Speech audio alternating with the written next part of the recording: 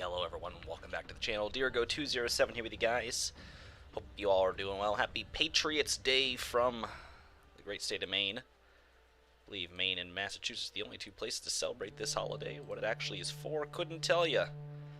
But I'm assuming it's being a Patriots fan, and that I am not, so not really much of a holiday I celebrate at this point.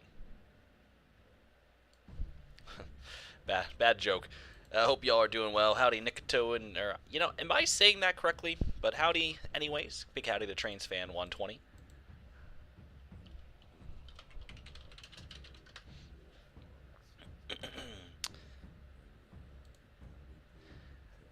Let me see here. Patriots Day is an annual event formalized as a legal holiday or a special observance day in 6 states commemorating the battles of Lexington and Concord. Okay. And some of the first battles of the American Revolutionary War. The holiday occurs on the third Monday of April each year, with celebrations including the battle reenactments as well as the Boston Marathon, which did take place today.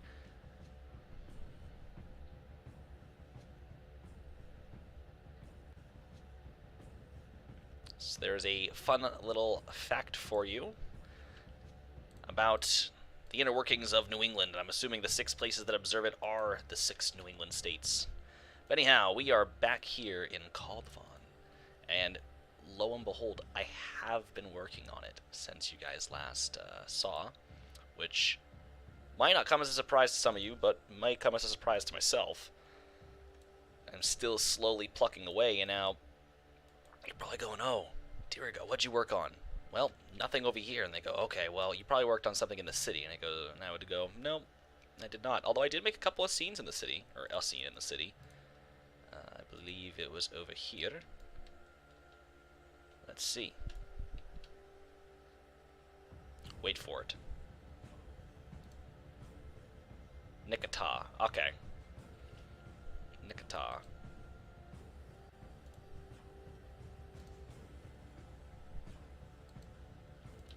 Look at, there's people doing Kaldvannian people things. And they look so happy, except this person getting spoken to by the police. Not very good. Anyhow, no, I've been working on the rail line that extends out towards Narvik. And if I could zoom in, one area I did work on was out here. I did replace this bridge with just the RRTK trusses, as well as a swing span instead of a lift span. Center beam, or auto racks and container trains both fit through here just fine. So the clearance is A-OK, heading out to Narvik.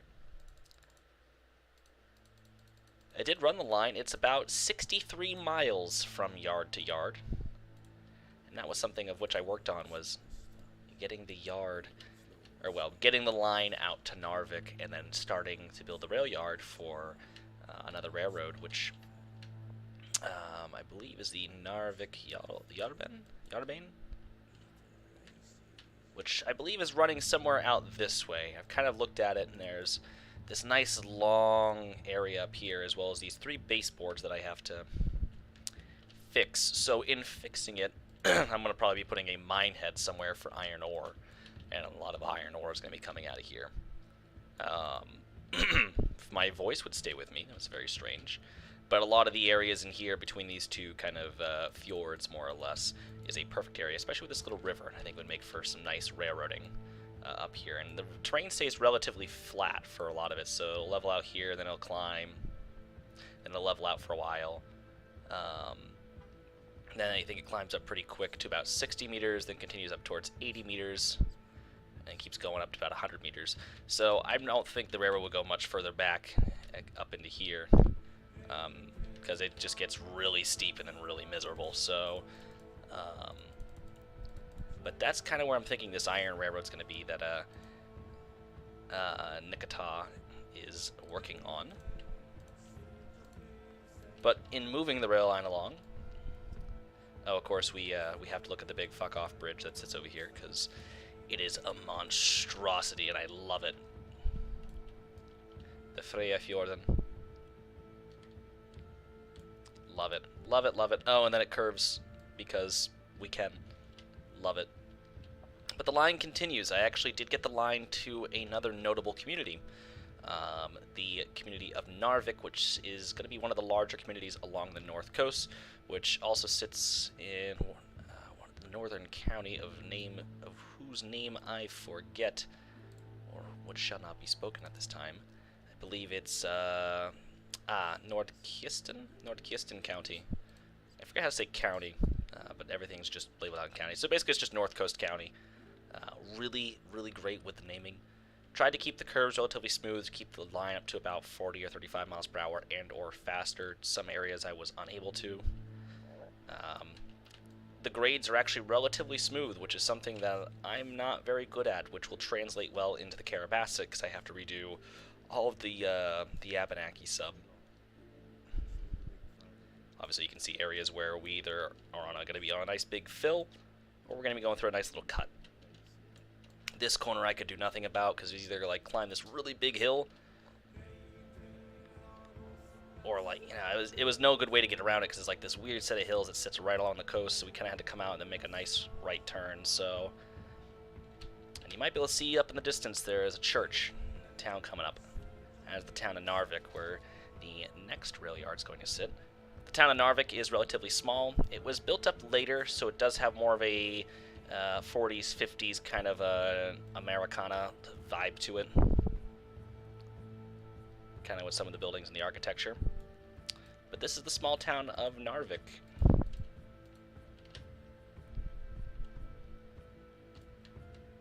And they built this lovely train crossing. Of course, a lot of the cool stuff that I build is always off-stream, but this is inspired by an actual rail crossing here in my hometown, where, of course, the actual crossing itself is more over the water, but it's fine just the way it is. My cat is knocking over my 2-liter of Pepsi. Thank you, Toby. Move. Yep, I'm gonna pick that up. Cat. Anyhow, but here's the actual community. I'm just trying. I was definitely trying to go for a bit of a different feel out here. This is a port town. This would have been a larger NATO port as well back in the day. Not so much anymore, as things kind of shifted. So definitely the way this town got built up was a little more American-esque. So it's definitely taking some more American vibes and so on and so forth from a lot of its core buildings. Definitely taking a lot of inspiration also from my hometown here of Saco. So that's where we're going to be building this community, is kind of along those lines. But was just trying to get some of the starters for the community and get it kind of started so I can eventually start building it out here. But we're not quite there yet. Not quite to that point where I can start going into oodles and oodles of detail. And it's not going to be a huge community. It's not going to be a Trondheim of any stretch of the imagination. It will be populated. I'm thinking probably a few thousand residents would be nice. For Kaldvannian standards, it is a larger town. The size difference between our cities is kind of drastic, like how Portland and the rest of Maine have such a big size difference. Portland has about 66,000 people, where the next largest city only has about 34,000, so about half that. So that's going to be a lot of the communities that sit outside here. Narvik just so happens to be one of the largest communities in this county, and this county is not very well populated. But it's where a lot of the highways meet. It's where north and south connect. So this pass right here, you can kind of follow along with this river that goes right through here. There's a bit of a mountain pass. Now it's a little steep to get through here, but there will be a highway as well as a railroad that comes through here. Anyhow, sorry, that was a noise, and I had to observe the noise. But that's going to connect Narvik, which sits along this river, which originates up from the pass. I believe believe it kind of comes this way through these kind of ponds. A little hard to follow it, but we'll get there. But the pass is going to come along through here and connect to another town, which sits along this curve. Kind of using this dot right here as a marker. I believe I have I thought I had a waypoint, or like an aeronautical waypoint set up somewhere, but I don't. There's going to be a town out here called Helheim, which sits in the shadows of these mountains, which actually I named another mountain. This is Tordentop, or Thundertop. It is one of the more active volcanoes. It's the furthest west of the active volcanoes. More of the notable volcanoes right now, there's actually a series of eruptions that are starting to occur out here, kind of in the mountain pass, in between kind of the dam and where I haven't built things yet. So once I start building it, it will allow me to kind of shape that. But if we push past Narvik, I can show you the rail yard. There will be a highway right here. There's going to be a bit of an interchange back up over here for the two highways. The highway will more or less parallel the rail line for a chunk of its way.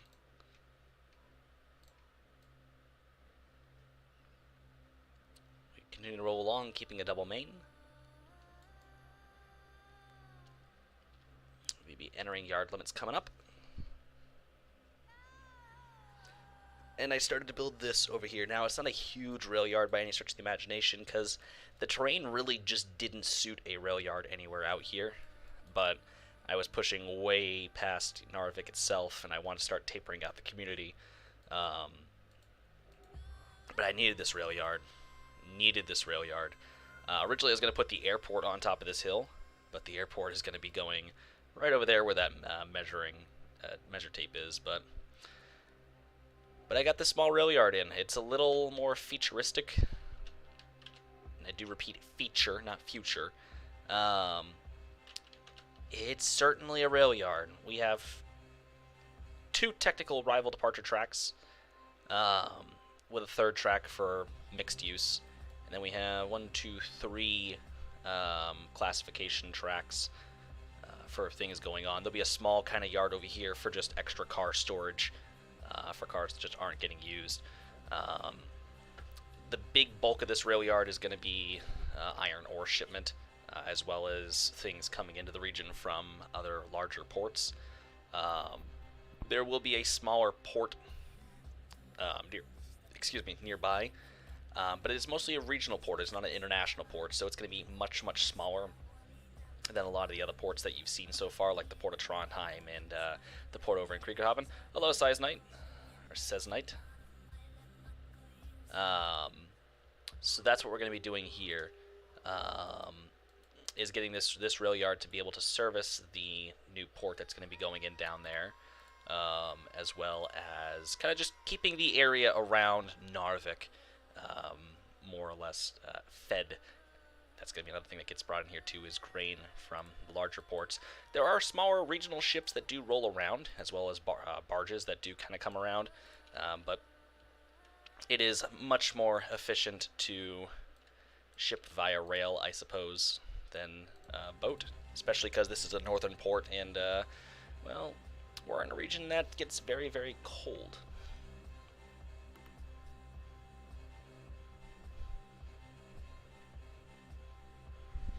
So though this is the ocean, you don't really want things to freeze up. Let's get this rail yard completed, and that's kind of the goal for the day. I built the rail yard. I did build a rail yard, but I didn't build the rail yard I said I was going to build. So I would at least like to get that built up before I log off for the night. I'm not going to be on for too long, because I do have other things I'd like to do. Like, I'd like to actually load up some of my other games and maybe talk to my friends for a little while.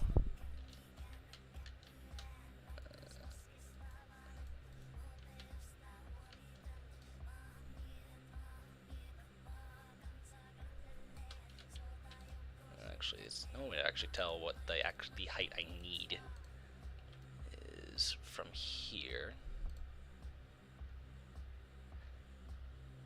I'm just not good with my pronunciations today. Says Night Owl. Okay. is messaging me. Anyhow, so I'm thinking here, I'm going to keep this area kind of empty. This will be more or less for a service road. I'll probably putting in some poles through here, maybe a small shack out here for assortment of things.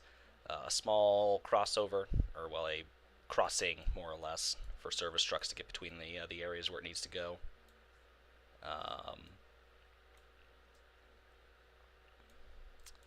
There will be an engine service facility. I'm going to kind of curve the highway off over here. So there's going to be some storage tracks off to this side, and there'll be a small engine facility off to our right.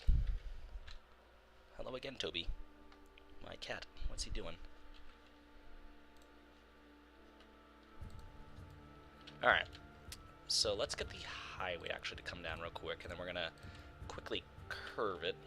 Although I am doing it backwards, but that is fine. We're just going to curve it to give space for the rail yard.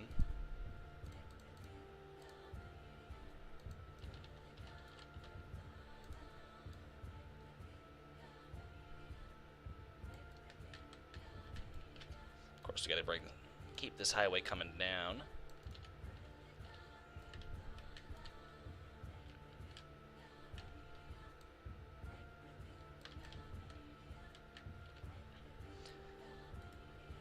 A lot of this area is going to get filled in. I believe it's kind of like a tributary that comes through here, so we'll pipe it under the rail yard just to keep it flowing along relatively easily.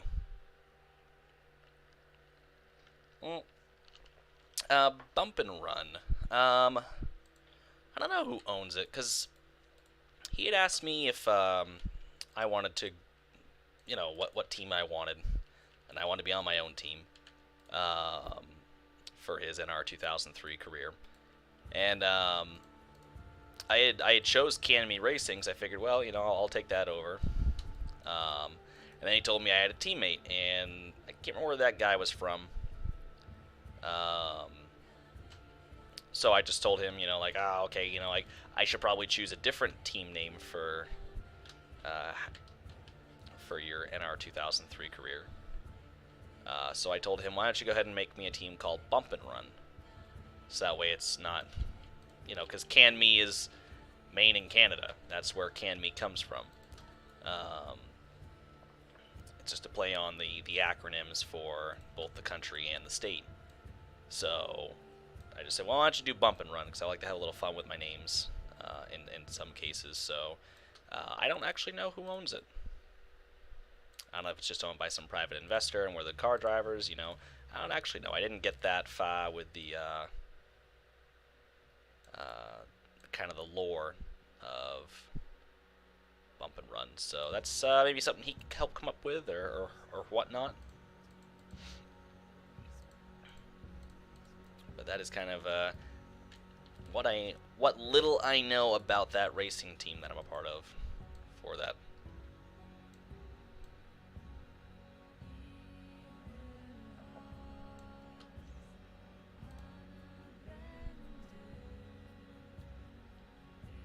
I believe it was. I believe he said he was Spanish or something along those lines. So that's why, again, I elected to go ahead and change the team name from CanMe to something else. So it just fits better.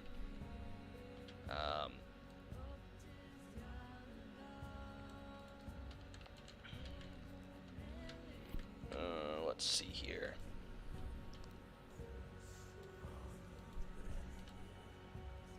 Just a little further. So this is going to be the lead for the engine area.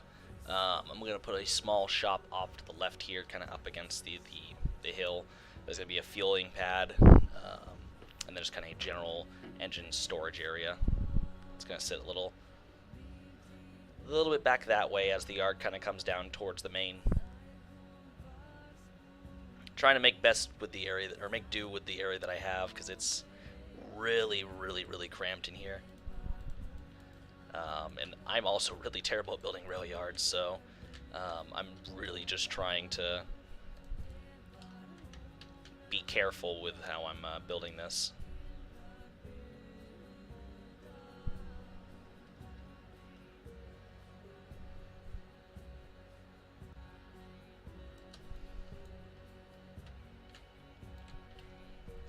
trying to be careful with how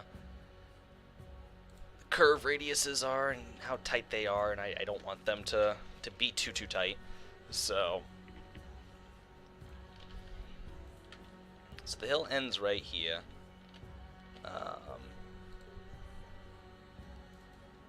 So I'm gonna just kind of carefully take that out.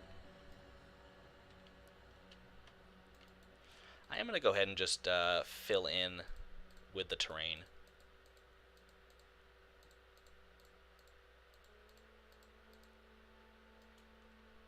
Oh, trains did not like what I just did.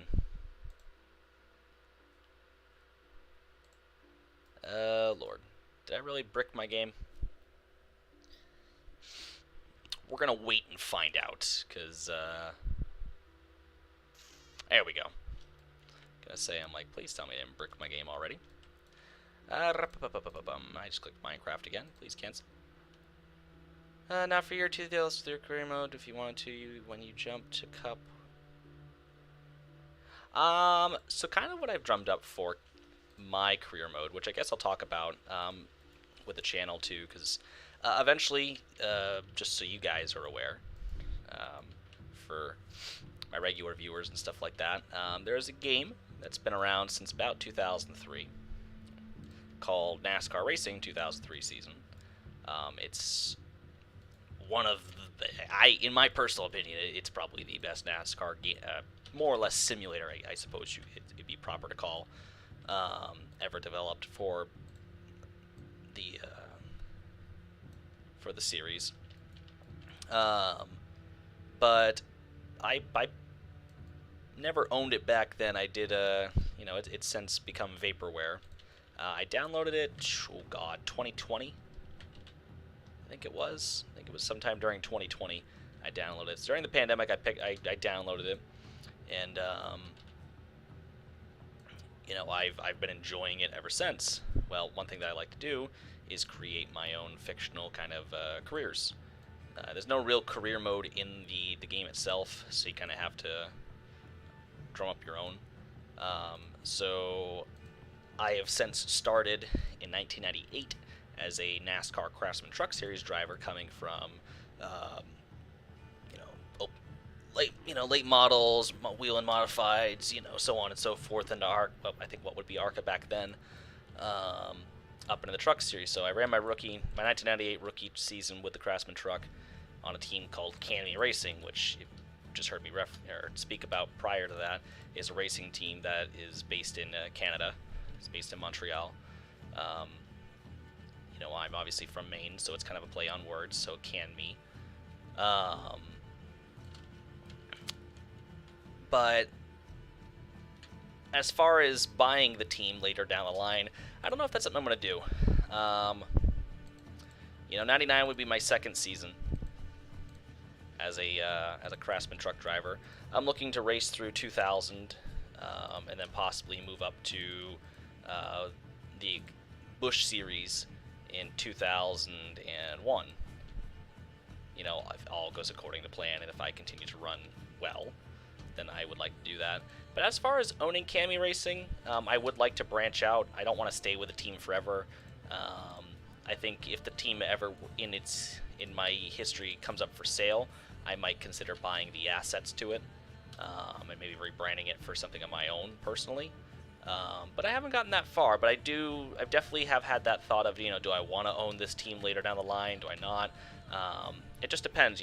Will I be able to have a successful enough career coming through to warrant owning my own racing team and stuff? But that's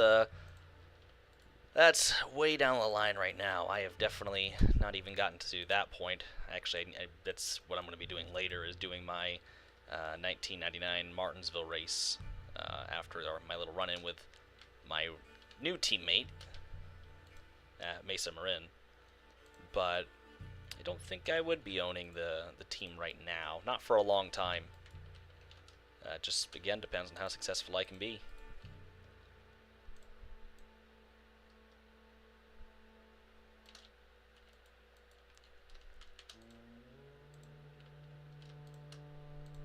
But I am just going to talk about what's on screen just for a second. Um, so like I said, a lot of what comes out of this rail yard, just to get back to that for a quick moment, um, before I lose my train of thought, because I will lose it, because I have been so spacey today.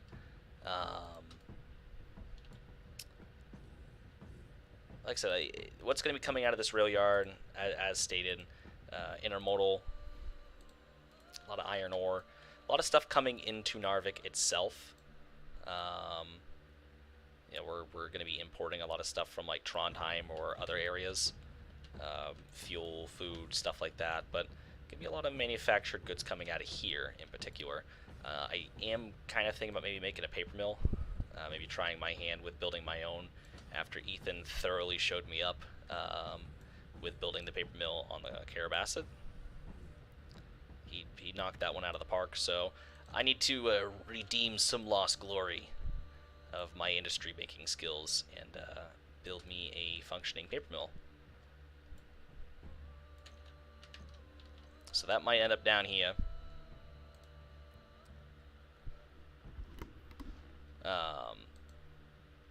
But that is predominantly what we're going to be looking at in this region. Let's come out into the corner. Oh, you suck. I hate this rail yard. Dang it. Okay. Alright, that's fine. We can deal with that, I suppose. If I don't cry first. I might cry first. I don't know. I don't know.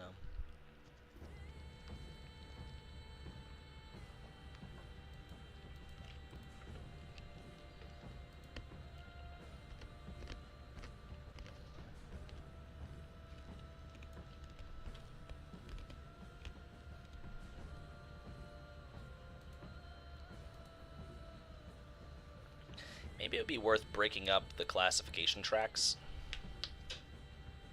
and then having the local yard kind of, or maybe just an extra car storage area off behind it.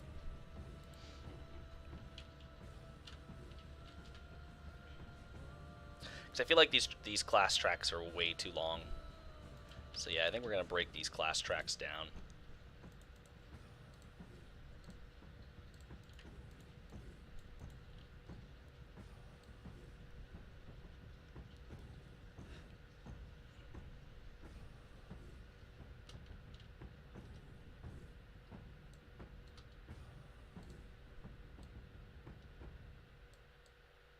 Come back, come back.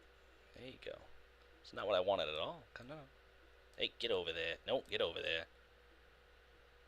Alright, 80. So make it. No. No. What did I just say? No. Why can I literally grab anything but? There we go. SLR 393 Productions. Howdy.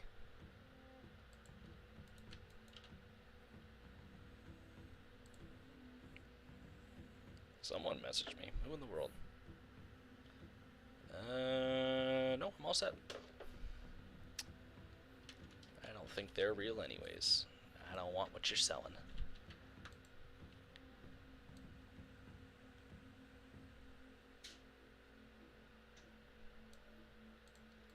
So let's see here. I'm gonna start this further back.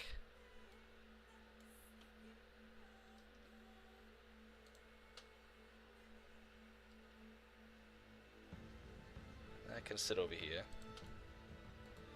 Except that is not going to sit over here. It's going to sit more back here. And that's going to come down as such. That's going to leave a little bit of space between here, the engine service area.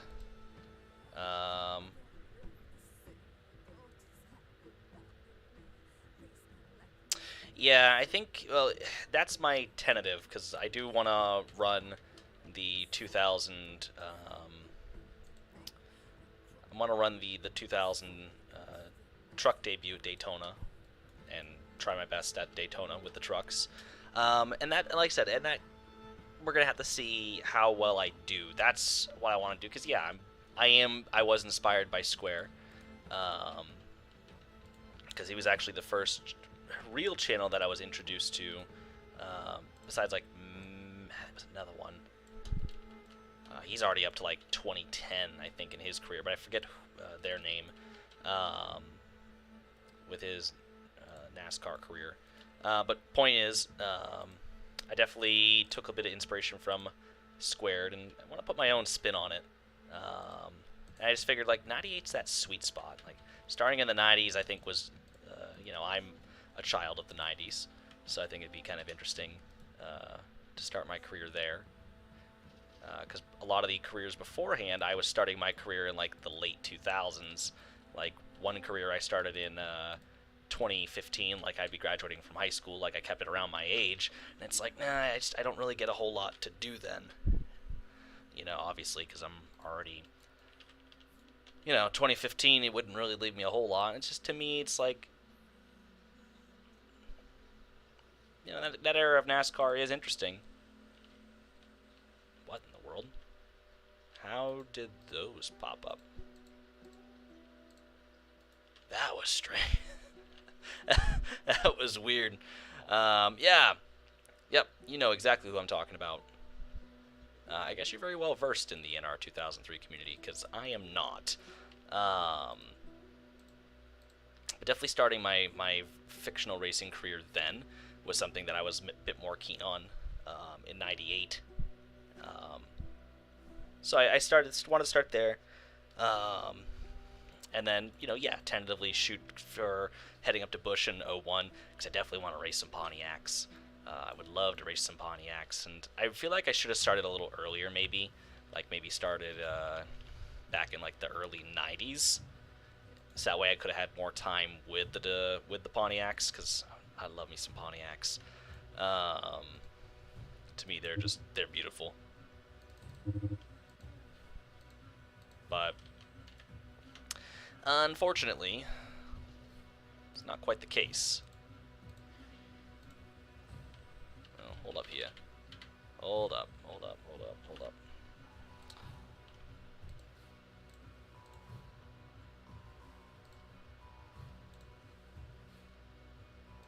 So, if my performance does decrease, and of course I have my new teammate to contend with, who dumped me at Mesa Marin, which I'm still ticked about.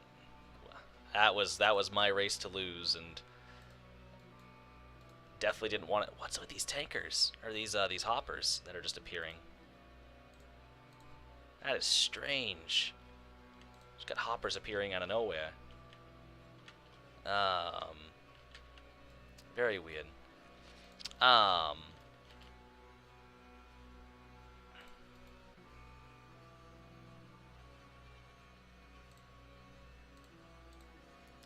Yeah, these hoppers are making me lose my train of thought. I heard that train's air noise while reskinning and got so many flashbacks to that. Yeah. That noise will be burned into your skull for forever and eternity. Anyways, hold on. So we got the two mains. We got arrival, departure, extra. Class. So we got 3 class in the extra. I definitely want to have a switch out into the extra just on the off chance.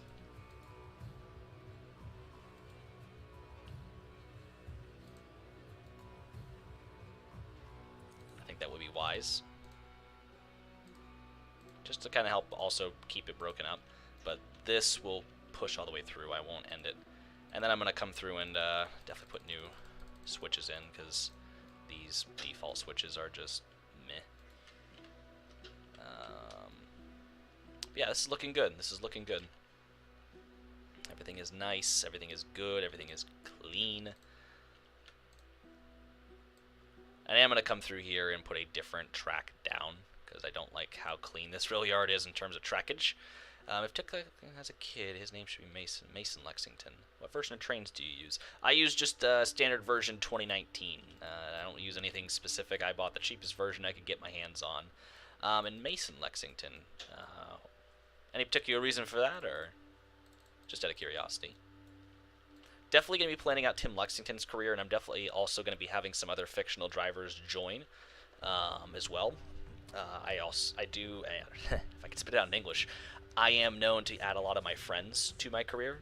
my Norwegian friend, my unfortunately now ex-girlfriend, or whatever the hell we are, um, my buddy Sean and stuff like that, Mal, Scott, Logan. So I'm definitely having some fictional drivers that are going to be coming up that, they might stay down in trucks, they might stay down in bush, and I am going to simulate those. And I am already considering, well, before I go to bush, I want to run a few just bush races as I fill in for when Canby does expand out to the bush series, because that's already in plans for the 2000 season, to have a bush series team.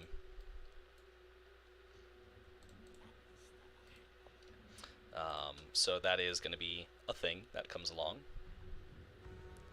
So I do want to look at the schedule and see, okay, what races could I fill in for, and vice versa for going up from trucks to bush. Will there be a couple races that I fill in for down in the truck series for when I move on up? Yeah. Me and my girlfriend have been broken up since about I haven't talked to her in over a month, so I know right now I'm kind of going, and this is something I am open about. I am going to therapy because I do struggle with some things personally from my past. It kind of stems from my parents' divorce from when I was a kid, and just general issues that I've had throughout my life. Just trying to get my head screwed on straight, but my MLA, more or less, I guess. The last time we spoke, I had asked to meet up and just kind of talk, and she said, that's the date I chose was only 3 weeks away. She was not keen on that, especially where I was still very raw and emotional. So she said, why don't you go ahead, I want you to have a few months worth of therapy under your belt. She's going to go to therapy for herself for things she deals with, so she said, let's both take a few months, that way when we reconnect, we'll be good. So yeah, I haven't spoken, I have no clue what's going on. And June will be probably the next time we reconnect, maybe. Yeah. It sucks and it hurts, but, and it definitely, like I had and I'll answer that question about favorite railroad here in a second.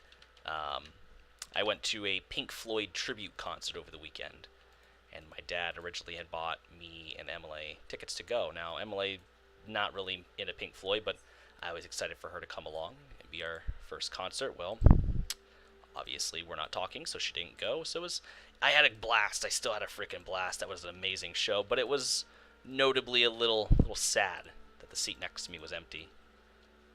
But such is life, I guess. Favorite railroad? I'm a sucker for the Grand Trunk.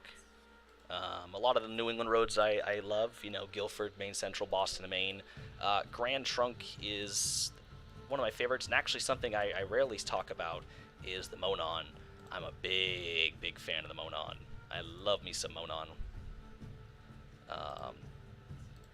I actually almost did a Monon project long before I did the Carabasset. And I don't regret doing the Carabasset, but y'all almost got a Monon route, which I know some people probably go, I would rather take that over the Carabasset, but I'm big into the Grand Trunk. The Grand Trunk's kind of my thing, so...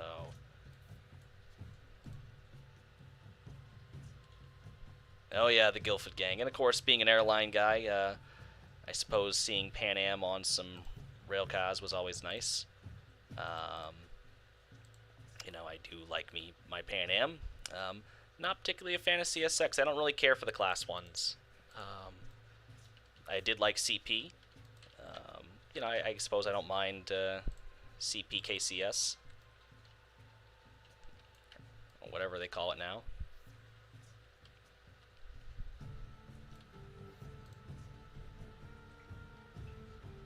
But yeah, I figured the Carabasset was kind of needed, I suppose.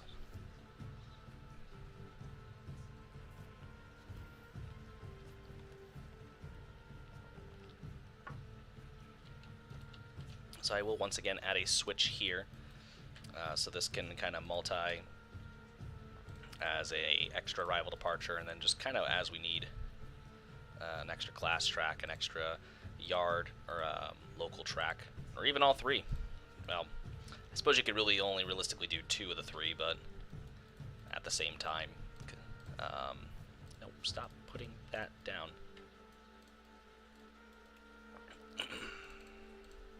Just want to get rid of these switches.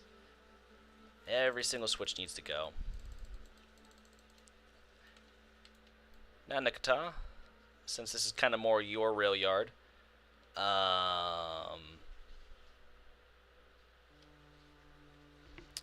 you know, since this is more or less your area, automatics or manual throw switches? What do you got? What are you looking for? The Jackman derailment. I mean, it sucks. Sucks it was a heritage unit. It's unfortunate for CP. I'm really happy that the crew is okay. That is my main concern. A lot of my friends are in railroading, so automatically my thoughts go straight out to the crew. So I'm happy that the crew of that train is okay. Like I said, it sucks that it was, what, 7011? That 7011 got crushed in that accident, but, you know, equipment, paint schemes, everything inanimate is replaceable.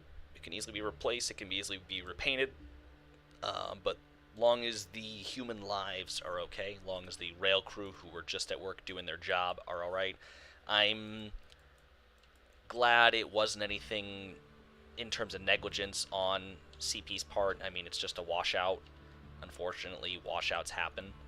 I'm about to build a lead, actually. So actually, this works out. I'll just build a lead beside the main.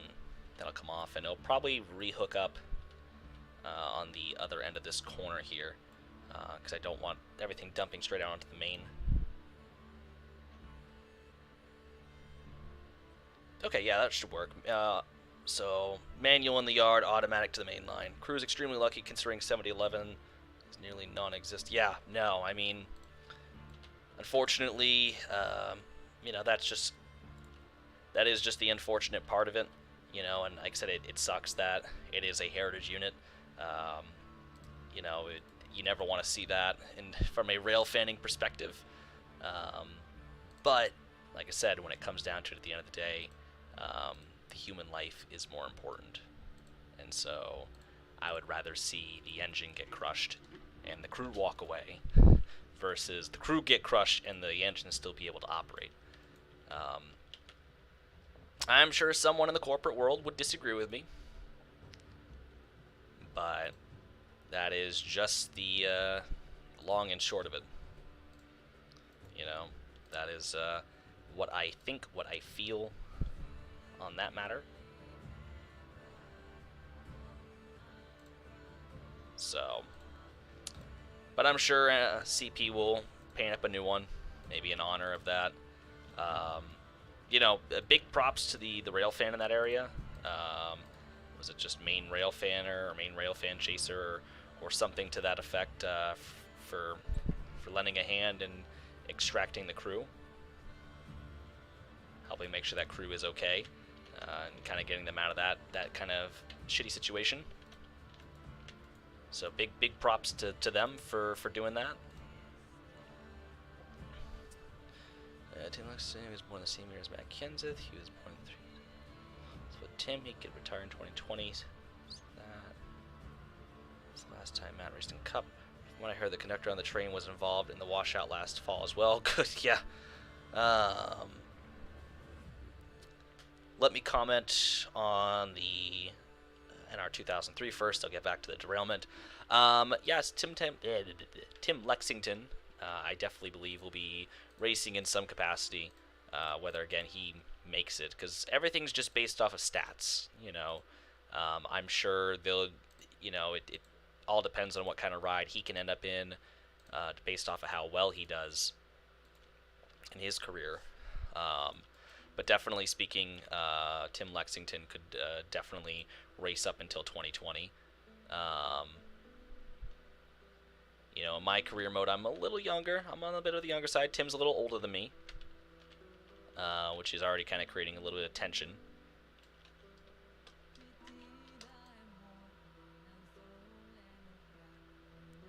Just because he's the rookie and I'm the seasoned vet and whatnot. And I kind of wanted there to be a little bit of tension with my first teammate as we kind of transition into working with each other. Just kind of spices up the story a little bit. Alright, that should be fine. Oh, not what I wanted. Not what I wanted. Not what I wanted.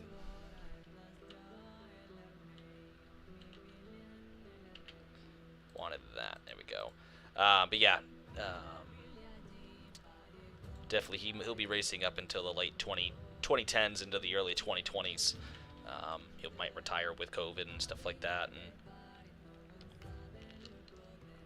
or when COVID pops up. I don't want him to catch COVID, but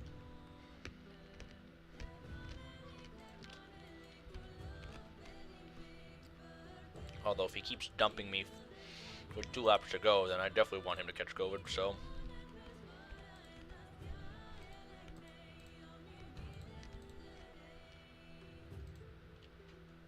There we go.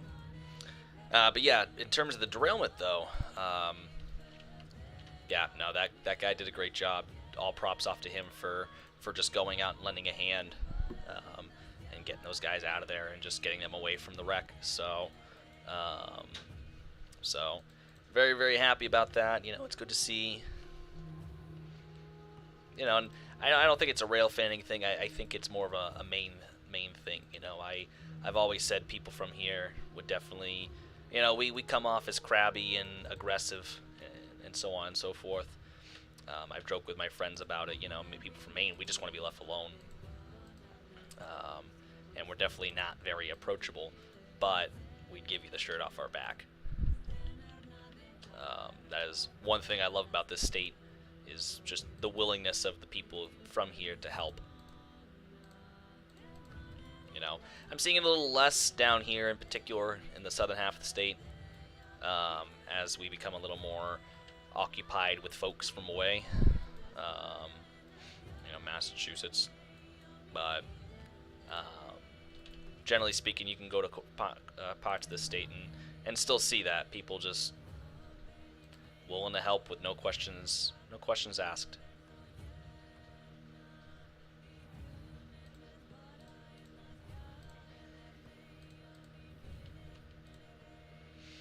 So definitely nice to see, but I still hold true to the notion of people from here like to be left alone. So please leave us alone. Like, it's funny, I'll sit there and I'll tell my therapist how, you know, I'm like, yeah, I'm a little lonely, you know, I could definitely go for some, like, social interaction, and then someone calls me, I'm offended they call me, I'm like, oh, Jesus, what do they want? And like, yeah, come on out, and I'm like, no, leave me alone. Something like that, not actually, but, you know. But you get my point, it's like, I don't want to be bothered, go away. If I wanted to be bothered, I would already be at the bar. But I'm not. Stop calling me.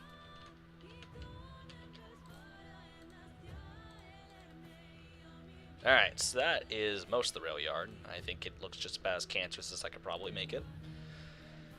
Yeah, in Oxford Hills, so it's a pretty average mix here. Unfortunately, gotten a lot more not so friendly. Yeah, and that's, I don't know if it's just everyone's getting tired and stuff like that, you know. But I do notice down here in Saco, with a lot of the people from away moving up in, you know, from New York and Mass and whatnot, because I'm just south of Portland and Saco. It's just like, it's just so different now. With how just, like, I think I've talked about it before, where I live, or where I grew up in particular. I had a neighbor from Long Island, and his wife was from Long Island, but they all settled here. Different time, different generation, very helpful folk. Mr. Privish was his name. Nicest old man you'd ever see. I mean, one of the hardest working old men I ever met. died just days before his 100th birthday. So he lived a very, hold on, main sentence right there. The yard crews will like these SD. Summertime, silver roofs. Ah, that'd be nice. Help out with the heat. Looking for a specific dirt road. But, you know, all my neighbors around us were always helpful. We had a neighbor, Sean, he would come over and plow. I don't know if he ever charged my mom, but I don't believe he did. I think he just did it just because, you know, he knew he was, or she was a single parent and so on and so forth, so he just helped out by plowing. So he'd plow a driveway out, and, you know, neighbors up and all down the way, just very friendly. But as I got older, the neighborhood kind of changed, or well, the street, I guess, because I don't really live in a neighborhood, I suppose. I was just kind of on a street. But the area around me changed. 2 new houses were built pretty much right next to me in the field that was right there, so it took the quaintness of where I lived and ruined it. I was a little not very happy about that, because I liked my peace and quiet. I liked living away from people. Again, another very main sentence right there. But when I left and went away to Illinois and St. Louis and came home, I definitely noticed that the people that now live in this area just aren't the same. You know, like they're all different. They're all new. Like I have one neighbor that, you know, that's next to me still that I grew up next to, and they're very nice people. But everyone else, it's like I have a neighbor that bought the Pribbish's house across the street, big house, and I think I talked to the guy like twice, maybe. You know, I've talked to him like maybe twice. Once was to ask him like, hey, could you please have your dog stop barking? It's just, you know, I understand, like, you know, during normal hours and so on and so forth, but like Sunday afternoon, you guys go somewhere, your dog is just going mad, like is going absolutely crazy. So just like, you know, just respectfully, like, I hate to be rude, you know, or even if you want me to just like kind of come over and just, I can take care of the dogs for free, like, you know, or just help out or in some way, like, I don't mind, but like just, I don't really care for the I don't like noise, actually. Hold on. Now, it all depends on the stats, but here's what I'm thinking for Tim Lexington's timeline. 3 seasons in trucks, 99 to 01, 3 seasons Busch, 02 to 04, then 16 seasons in cups, 05 to 2020. I actually like that. I would like to see how he does. Of course, yeah, all depending on stats. I think that'd be good for him. I'm not sure if he'll stay. You know, again, if he keeps dumping me, we'll definitely determine how long he's at Can Me. Of course, with that little incident, I've definitely, you know, it's like I drummed him up to be, you know, he worked for everything he had, kind of race car driver, and I'm thinking now in his timeline, he's definitely developed a bit of an ego now that he's racing in the big time. You know, that he's made trucks, he's getting a little bit of his ego, and plus I'm the younger of the 2 drivers, so he doesn't want to be listening to, you know, he thinks because he's been racing longer, he should be getting more favoritism. I don't know, but I'm definitely taking him for an aggressive car driver with a bit of an ego. And whether that gets checked in time is yet to be determined. But I think it will, like I said, it's going to make for an interesting storyline, because not everyone can race with teammates. Not every teammate's going to get along. Whether he will learn and whether I can learn to race just fine by each other will be yet to be seen. But Toby's enjoying the freshly cleaned blanket. Let's see, I need a shop. But I think that timeline should work well for Tim Lexington. And, you know, I'm very curious to get, again, my other friends done up. I think my buddy Sean and my buddy Logan might be coming to truck next season and starting their first seasons out. Logan will probably be running a part-time schedule, just trying to get some seat time, and Sean will be coming in from kind of the southern racing divisions because he's from Alabama, so he definitely is coming up with some notoriety from some of the legends from his area. Even if he gets dumped by Cammy, go different teams, he'll be like the Kyle Busch of this. Yeah, no, that's kind of what I'm thinking, is he's turning into kind of the Kyle Busch. You know, it doesn't matter if you're his teammate, he will punt you out of the way. He will dump you. You know, so on and so forth. That's the other thing, too, is, like, you know, I wouldn't mind changing the timeline of some of the drivers in... Hold on, my cat is demanding attention, because I said his name. So he wants some attention from me. Oh, it's a guy. Hello. Toby, what do you do, sir? I'm gonna pick you up. Yep. You are now a lap cat. Congratulations. Oh, he hates it. Hello. You know, I definitely wouldn't mind, like, one of my favorite paint schemes back in the day was Scott Riggs' number 10 Valvoline ride. And I kind of thought about claiming it for myself, just saying, oh, well, you know, maybe I went to the number 10 ride and Scott Riggs went somewhere else. Or maybe Tim Lexington went to the number 10 ride and I went somewhere else and Scott Riggs went somewhere else. I don't know. I definitely wouldn't mind. I'm not taking the big rides like the 48 Lowe's machine. But some smaller rides, like what if I went to Ginn and raced with Ginn? You know, there's a lot that can go to it. Also, what the hell am I looking for? Oh my god, it's Illinois Rail Museum. Oh, it's a platform. I've often been told I have a much more New Hampshire-like accent. I live fairly western in the state, so it makes sense. So a few sentences where I can hear, yeah. When I was living in St. Louis, I started picking up words like y'all, and actually I was listening to some of my videos back then, just to kind of, was looking for an asset or whatnot, and I was listening to me talk, and just some of the words I said, I'm like, what did I just say? And I listened back, and I'm like, oh god, I sounded like I was from, like, the South or something, or whatnot, or, it was strange. I'm like, oh, that's disgusting. Why do I sound like this? Why?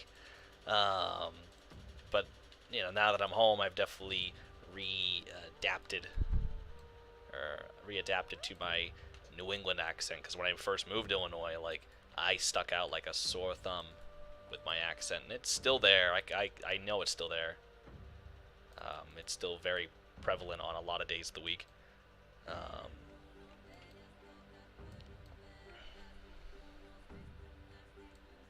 Who in the world is on Facebook? Who in the world is that? That is not an actual person. That is a... Yep, that is not a real account.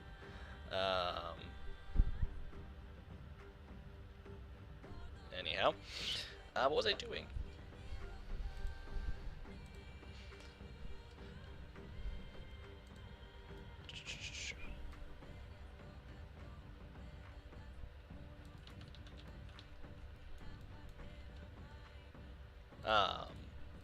Like also, you know, Ricky Craven, to get back to the NASCAR stuff for a second. And then I am going to break after this sentence and then go kind of talk about what I'm thinking here on screen. Like Ricky Craven, he's a Mainer. He's from Maine. You know, so I wouldn't mind maybe him after, you know, he's kind of done racing in Cup, to maybe come down to Canby and maybe fill a ride and stuff like that and help the team kind of earn some points and race beside us. I would definitely like that a lot, to see Ricky Craven. Alright. This is also going to be the fuel pad. So just to kind of talk about what I'm doing here real quick. So I'm building the fueling pad, which is going to be 2 tracks side by side. It's going to be look like kind of definitely taking a lot of inspiration from Ethan and how he built up things in Flagstaff. Oh, Toby is still demanding attention, so I gotta pet him. I got his butt. Oh, got his butt.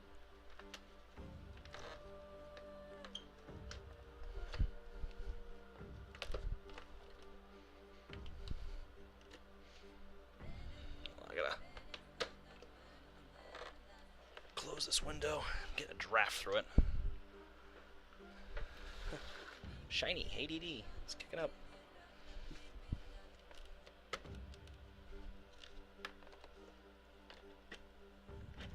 There we go.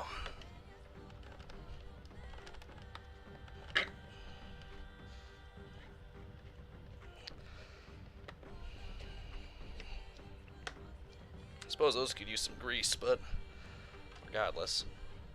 There. Actually, that helps out with the draft a lot. Have you ever heard of the Belfast Moosehead Lake? Yes, I have. As for his father-son relationship with Mason, it could be like Kyle mentoring his son Brexton with his racing career. He starts racing at 5 years old and is teaching Mason to be more mature. Yeah, you know, I think that could be. Hold on a sec. What did I use? So let me try slab. Definitely think that Tim, you know, if he has a successful racing career, or actually any racing career for that matter, definitely when he's teaching his son to come up, will be a bit more on the mature side. His son may not be so much like his father, which, you know, might pay off in the long run.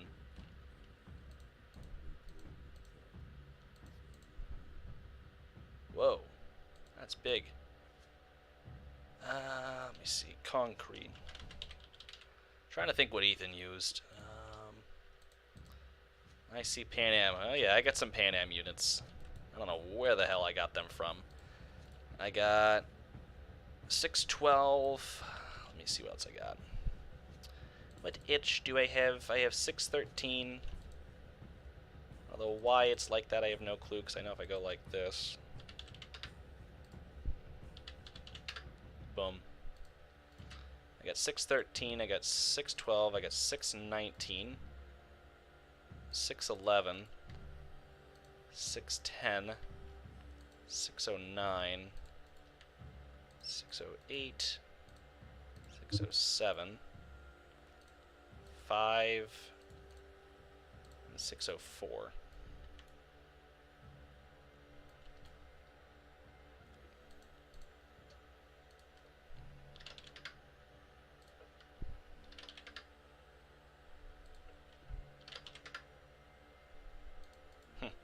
Very strange. I feel like I had an LTEX unit. And we got this hanging around. Also, with your old career mode, when it started in 20... I actually... So this is the first time I've ever done the Craftsman Truck Series. I've never started with the Craftsman Truck Series before. So this is my first time with that. I started in 2015 with just Cup. I went straight to Cup, which is why I just canned it. It lasted for about 3 seasons, so I made it to 15, 16, 17. Made it all the way to 2017. And then I was fine. I was like, nah, I'm good. And then I started a 03 career. And then I came back and did a... and I started the 98 career. The 98 career is the one I'm having the most fun with. I wonder what the 600s are up to. They want to make a trip out. Yeah, I don't know what any of them are up to. I know I still often see the Canadian wide cab GP40s up here. Which is nice, you know, I'm still glad to see that. They're often running the local here. I've actually seen them running the local more often, which was my concern with CSX, was that, you know, I was very worried that local was going to start dying, because we all know how CSX can be in terms of running their local.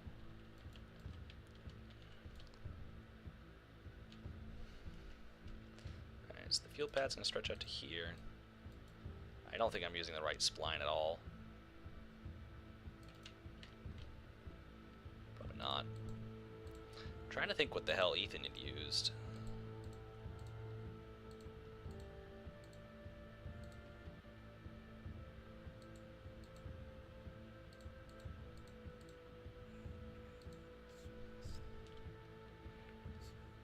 Oh, they did? Well, that just, like, ruined my whole day.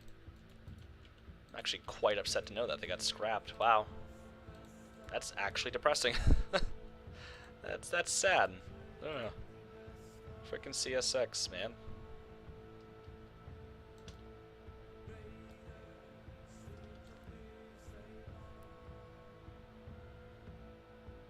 Yeah, maybe I'll ask Sean if maybe the Carabas. I don't think the Carabas has any need for them whatsoever. That's the problem. Maybe I'll patch him for Kaldvann. Who knows? I don't know.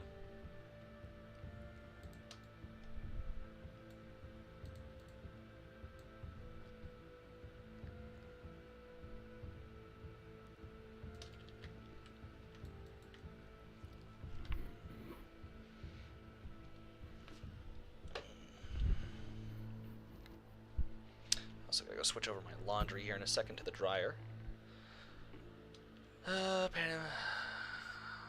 Minis.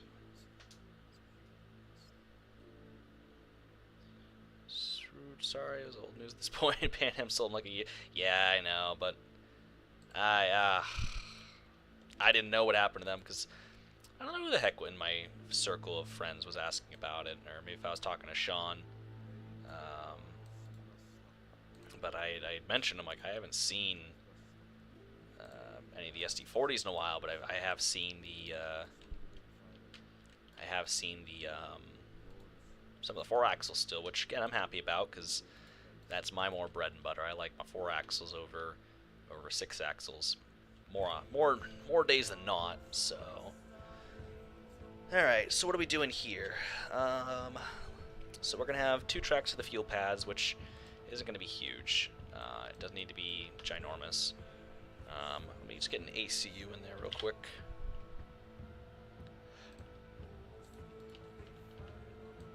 I want to be able to fit a few of them in here.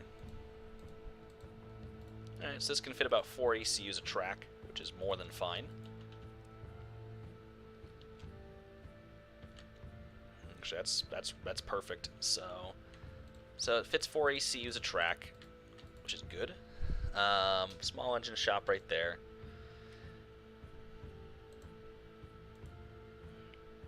So I'm just trying to think exactly how I want to do this. So I'll probably curve this in beside it.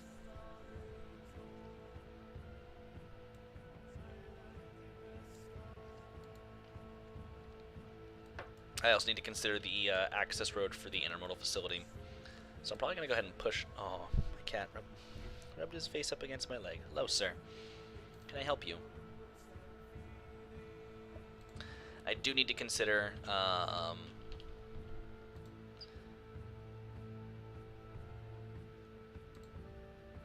the embankment for this. But we're just going to push back just a little further. That is fine. So we'll keep that going. So let me get the lead through here.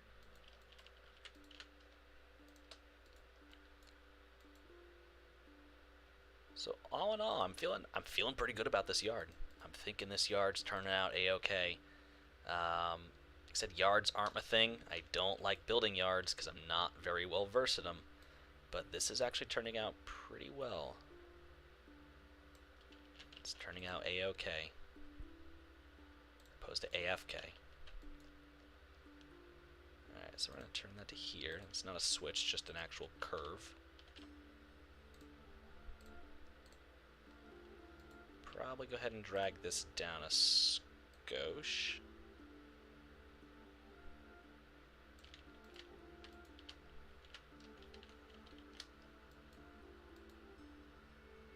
Probably going to move it up a skosh.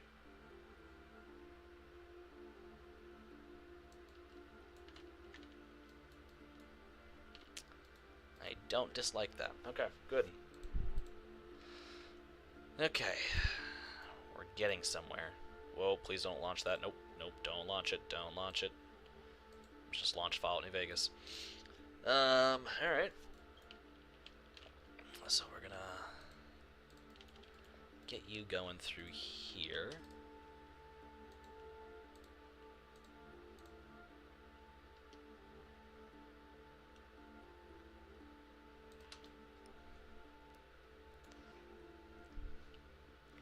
So I actually suppose that will be a switch. Trying to think exactly what I want to do here. Hold on. Let's just take it back. Let's take this. We're gonna drag it up because this could lead straight into the shops, which I'm gonna push these back. Maybe the tracks are gonna be stub-ended.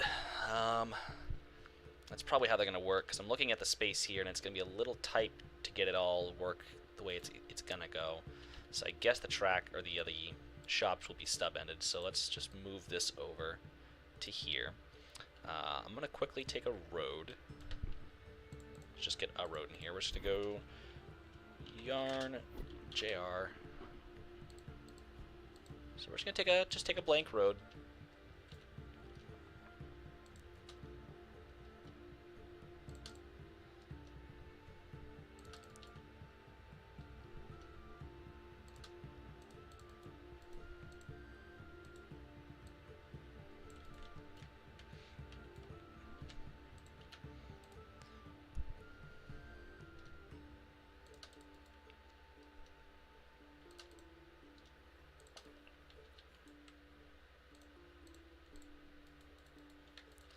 So we'll have to push this back once again.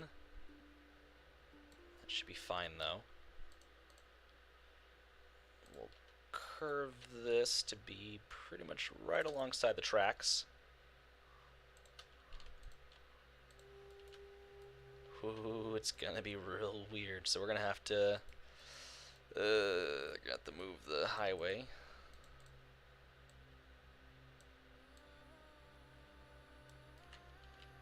It's gonna keep getting tighter and tighter if we don't. Hi, DRRP. Mason's career turn laps in a go-kart 02, full-time in go-karts 03 to 13, Cars Tour 2014, Truck Series 15 to 17, Xfinity 18 to 20, Cup 21 to just like his dad, he got a go-kart, but on his 5th birthday. Yeah, I think that'd be good. Follow in his old man's footsteps, especially because that's how he started his timeline. You know, up in New Brunswick, Nova Scotia, was racing go-karts and stuff.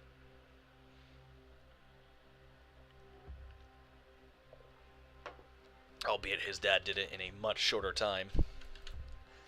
And took a very different route. Hi, Toby.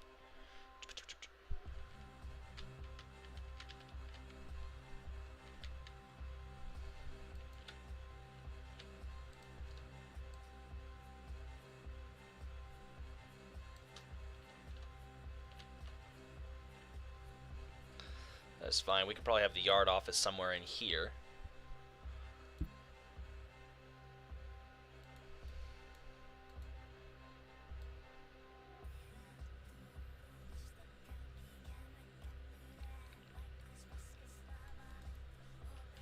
I hate building rail yards still. They are a pain in my neck.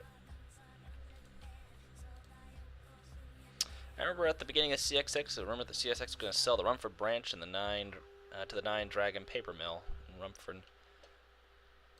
Yeah, I remember hearing that they were going to sell off,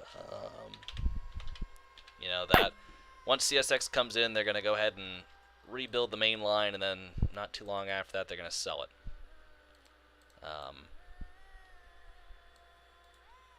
Because I think it's... oh, I can actually rename it. Shit. What's the old saying? If you see them painting the depot... I forget what the saying is. It's something like that, though. It's like if you see them painting the depot, your railroad's going out of business. Something along those lines. It's kind of a nice building. I might reskin it to say, we're not in Narvik anymore, but this is the depot for Narvik. Oh, that's transparent. Oh, because it's also open. That makes a lot of sense, actually.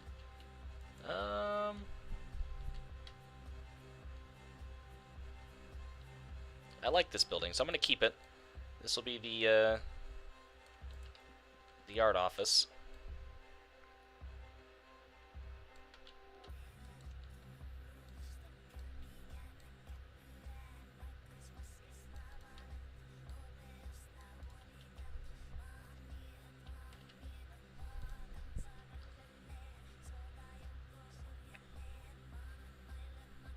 Ah, wow.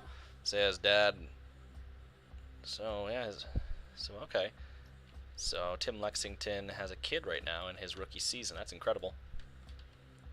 What a lot of stress to have on you. You have a kid, then you go start racing trucks in NASCAR. Alright, so there's the yard office. Just trying to think. So, that's here. Fuel pad's here. We'll put some of the storage tanks up over here. Kind of on the back side of the yard. The engine shops will be here. It's also where they can repair some cars if need be.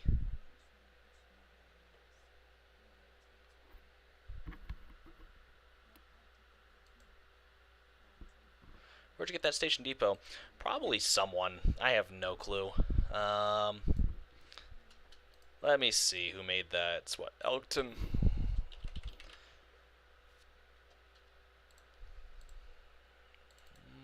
Who made it? A guy named T28. I don't suppose he's on the download station. Probably in one of the many servers that I'm a part of. They released it.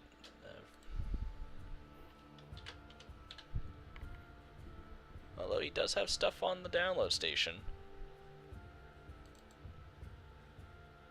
Yeah, T28 has stuff on the download station, so... He's got a nice depot. Dillard Depot. Dillard Depot lower.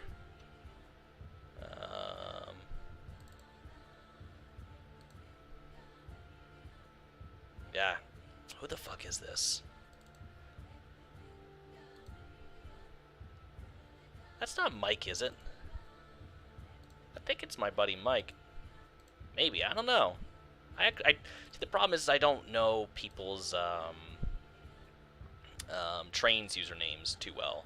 Unless it's Sean, because Sean, I know he's Southern 1581. That's about it. Yeah, this looks like a Mike kind of asset. So, so I'm thinking this is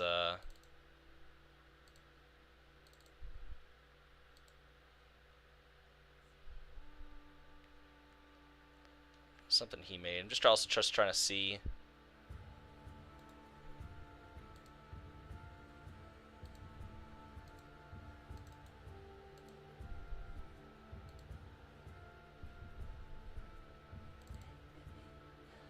Wenatchee Freight Depot.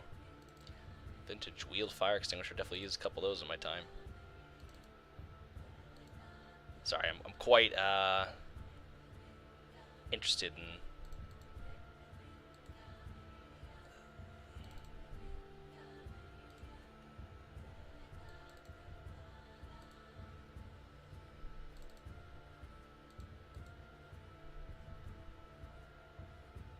Huh. Interesting.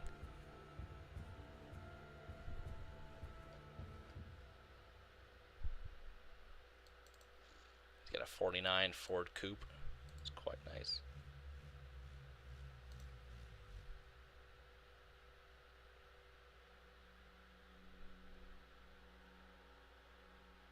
Possible Tide or Valvoline sponsor for Mason. We never know.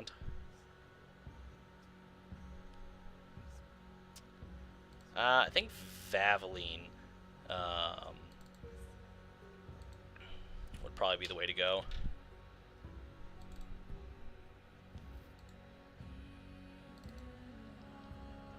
And yeah, I think it's in a private Discord server. If I were to know correctly where this came from. That's the problem is, you know, it's like I'm in a lot of different Discord servers because of, you know, Sean and just the people he's introduced me to over the years. So trying to keep track of, like, what's what, where I got it. But I imagine it's definitely something he'll be... Well, actually, wait, is he still in the trains community? If it's the person I'm thinking of, they are no longer in the trains community. Whether he comes back, I don't know. If he's still doing stuff, I don't know. It's just so hard because, again, it's just, I don't freaking know. That's nice. Has a big depot though.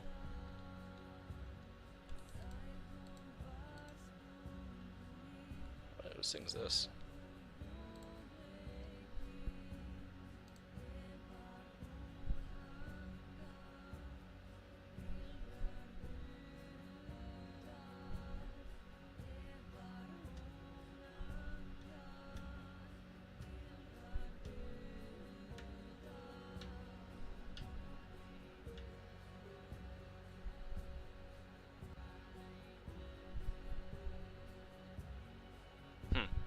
Anyhow.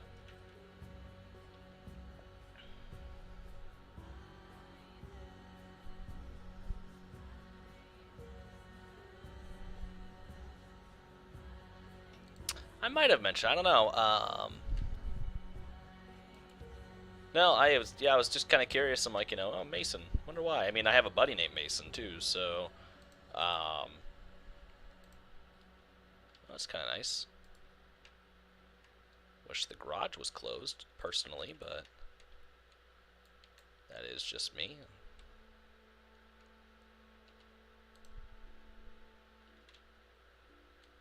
Rather nice, though.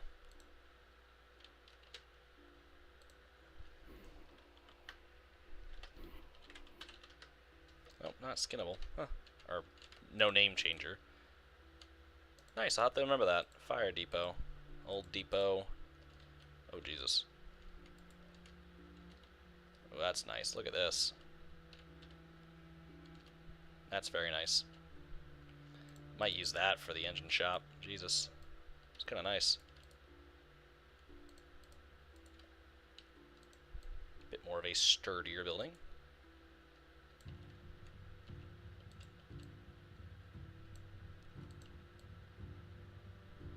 It would seem it already has tracks too.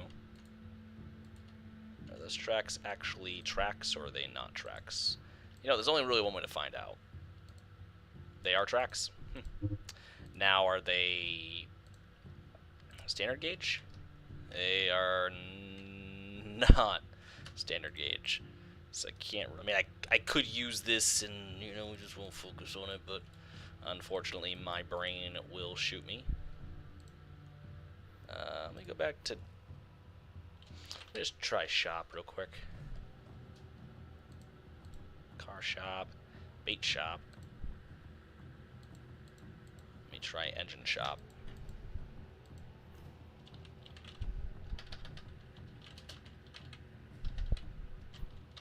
Jesus. Chillicothe.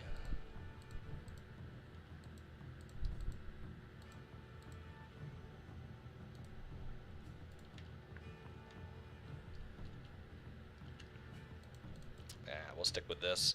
I'll just put a concrete slab down beneath it. We'll call it a day.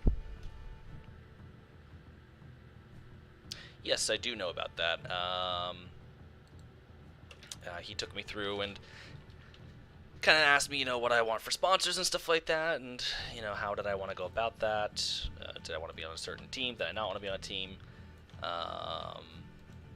Be on his team or however, so I'm on my own team with that as well. He kind of mentioned something maybe along the lines of a possible rivalry between the two of us later down the line. So, sorry, I'm getting very tired. I don't know why it's technically early for me, considering I only woke up at noon. Alright, just trying to see what to do with this area, because I also gotta get like a engine storage tracks.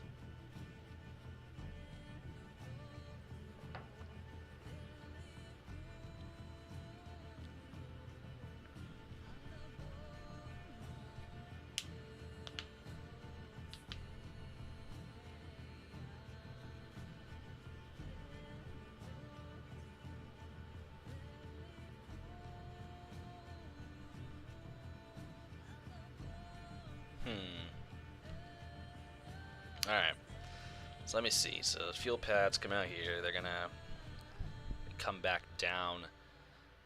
Maybe we'll go engine storage tracks.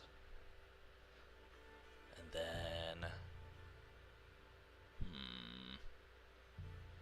maybe just have some basic tracks here for. It's always the tough part is I never know what to do when I get to this point. But I do know one thing. I'm going to quickly just break for a minute and just use the restroom while I think on that. I'm going to take you guys back over here.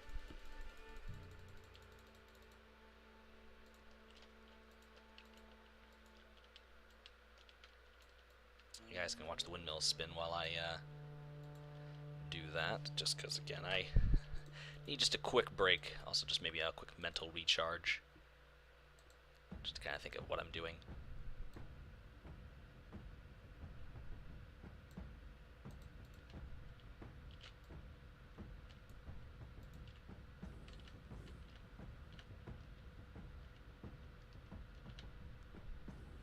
But I'll be right back in about... I'm going to just zoom in.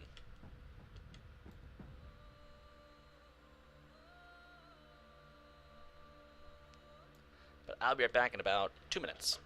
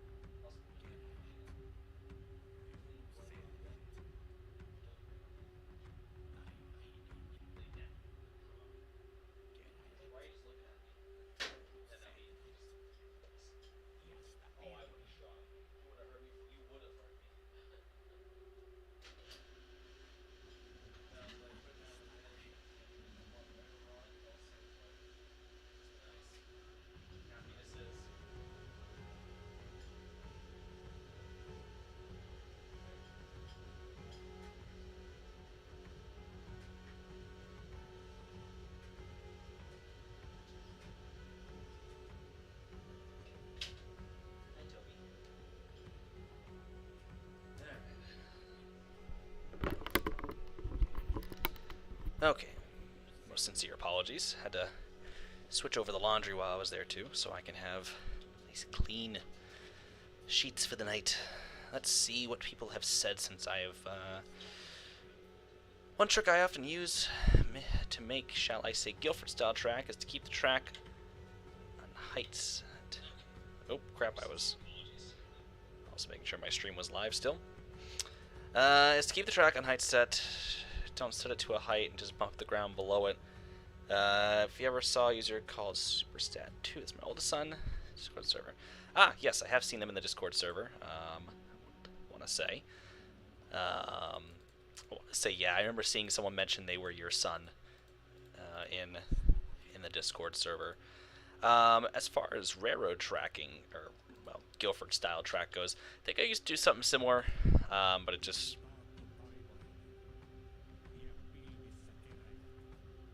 Oh, I thought that was fouled rail horn. It's the music I'm listening to. Pretty sure. Yep, okay. Let's see here. Also, Discord's gone off.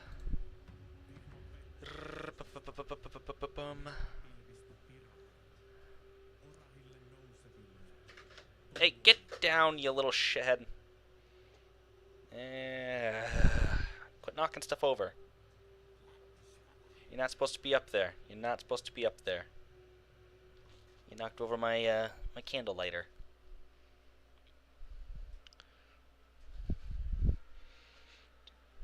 I've been paying attention to you all day, sir. Now my Facebook's going off. Let's see here. Oh crap, I'm in I also missed that as well. Ooh, that's a nice scheme. The M420s. Very, very nice. Very, very nice. He's not been active on the Discord because he has trouble verifying his... Oh. It's unfortunate. Let's set this back to noon. Hopefully gets his Discord all figured out. Alright, let's see here. Alright, so I think what I'm going to do is I'm just going to curve this back into that, into this track here. So I'm going to extend this track out. This will be kind of the main. And then what I'll do up here is just make more yard storage for engines.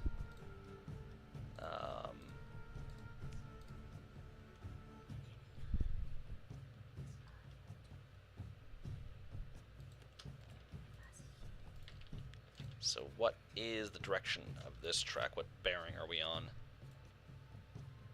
So let's see here. About 81, so we'll set it to 71. There.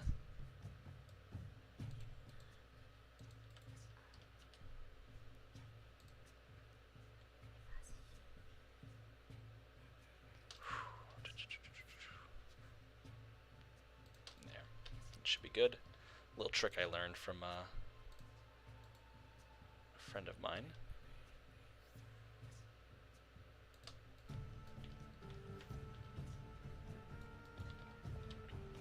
Alright, so if we take that from here, this one's going to be a little tight.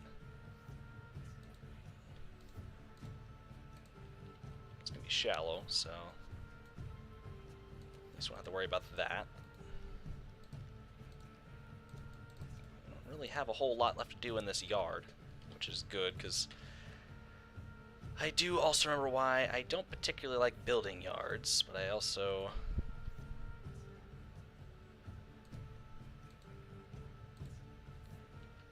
it is more or less the fact that it is a bit time consuming, and that is obviously more than fine. Like, I understand it's for the betterment of the project and so on and so forth, but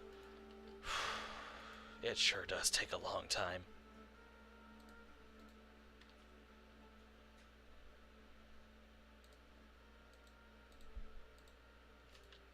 Alright, so there is that.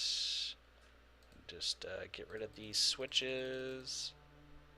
Straighten this track out. I'm going to drag this just back.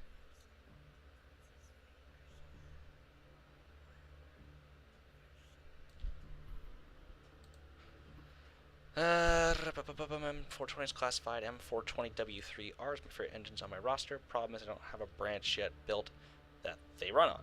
Back to Mason, he goes to the same school that his dad went to. And then in 2015, when he went full-time in trucks after graduating high school, he did not go to college or university. So very much just like his father in his timeline. So he would have grown up in the same community his dad did. So he's homegrown, homebred in terms of another racing prodigy from that area. So he'll be another Canadian driver. So he probably have the chance to race in the Pinty series.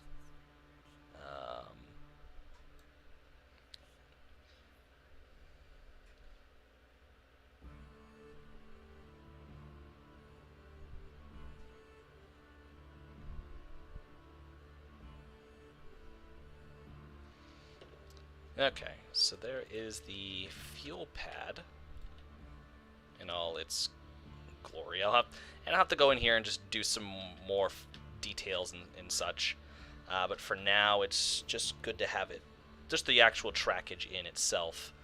I actually find it funny that I have this rail yard built, but I don't have the main yard in Trondheim built yet. But that is neither here nor there yet.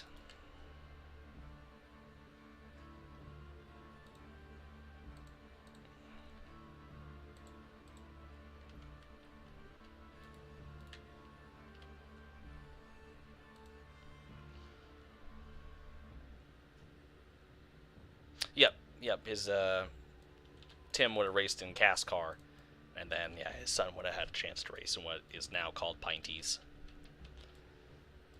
So how many tracks do we want here? Do we want... Well, actually, I need to connect this up real quick just before I start going on about how many tracks I want.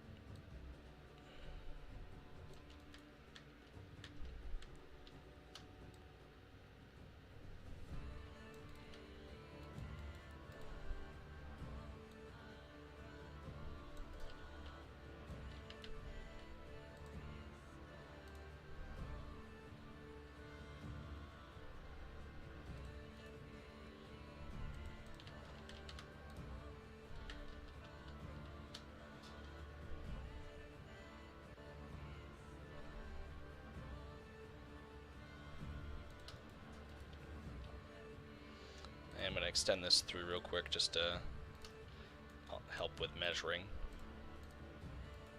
So we're going to extend that up through.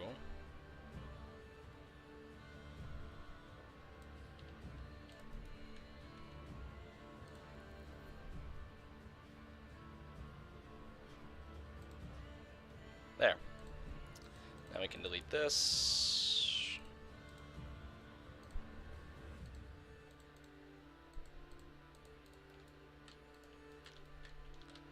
There, now at least the facility's all connected together. Well, not yet. I have to build the yard leads out.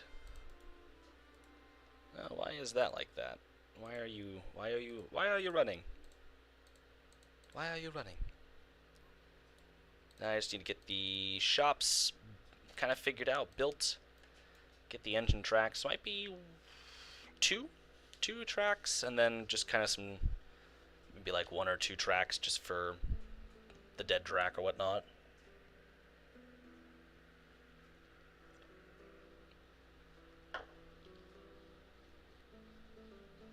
I'll say that's when I was thinking more, if Mason went and raced in the Pinty series versus the Cars Tour, because if he's from Canada, I mean, he could do both. He could get his passport, come down. But what if he stuck up there and raced there for, followed in his dad's footsteps and raced up there as a second-gen driver in the, Pinty's Cast Car series, as his dad did, so it'd be a little more, he did follow in his father's footsteps and whatnot. In theory, we could have this come down and hook in, so this could all be hooked up together. Could also have fuel delivery as well up on the backside, so let's just get this through. I think this is also floating. Like I said, I am going to come through later with some other tracks, some procedural tracks, and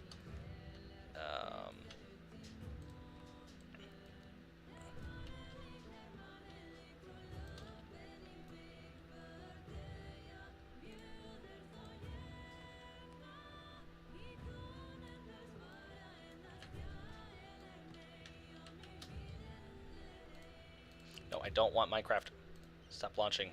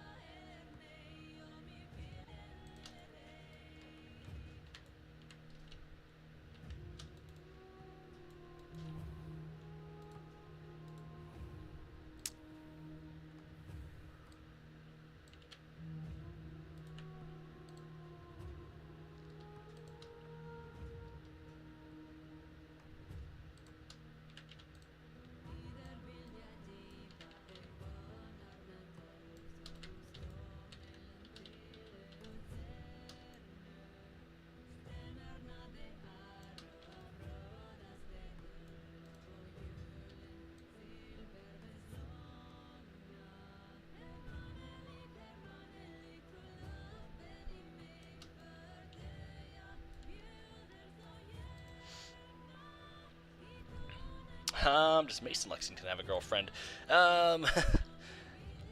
He could. I imagine he would. Well, I don't know. I don't. So I don't know if Mason Lexington would have a girlfriend or not. He might.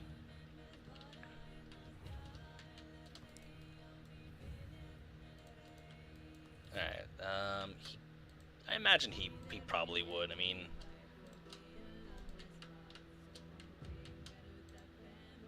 being young and in high school and racing and stuff like that, I might be a little easier to have a significant other. Once you get out in the real world, though, a little different. Once real world problems start occurring.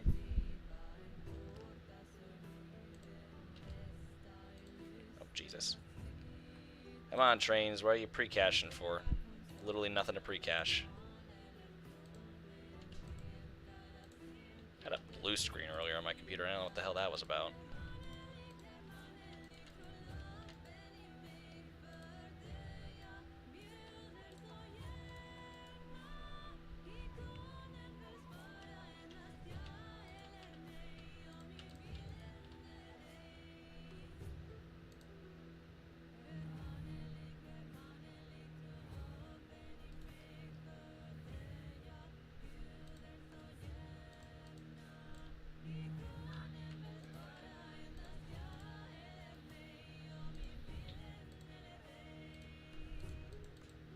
Nope. Ah, stop it!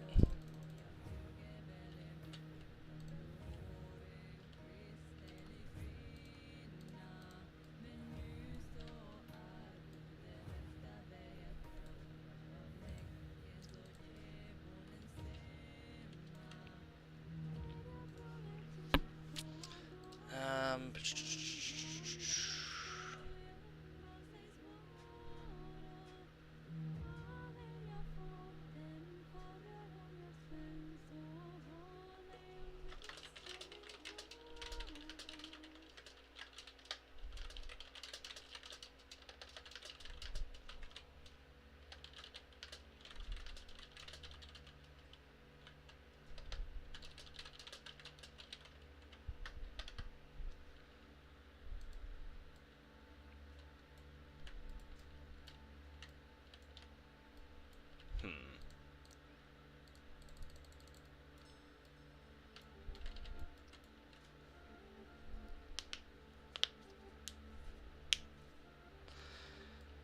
Alright, I think I can get through maybe 2 tracks. 2 or 3 tracks with some walkways in between. Not huge walkways, but just, you know, walkways in general. So I have to leave a little bit of space in between them.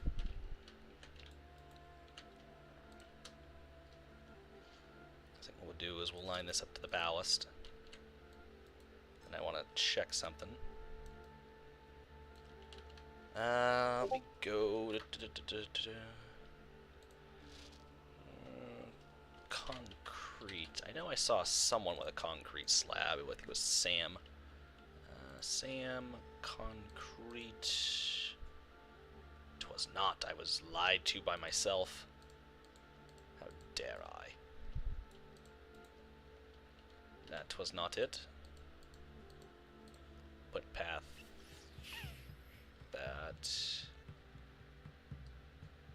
with a curb all along. Are you kidding me? I'm gonna kick someone or something.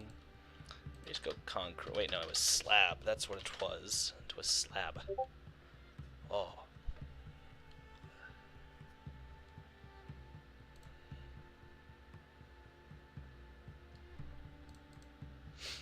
Let me see.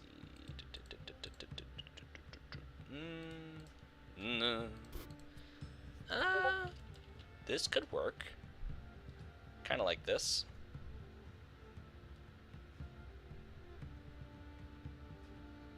Yeah, I like that. That could work. Just wide enough for the crews to get down there and so on and so forth. So we'll have 3 engine kind of doodad tracks, whatever you want to call them. Engine storage tracks. Then we'll have maybe a deadline.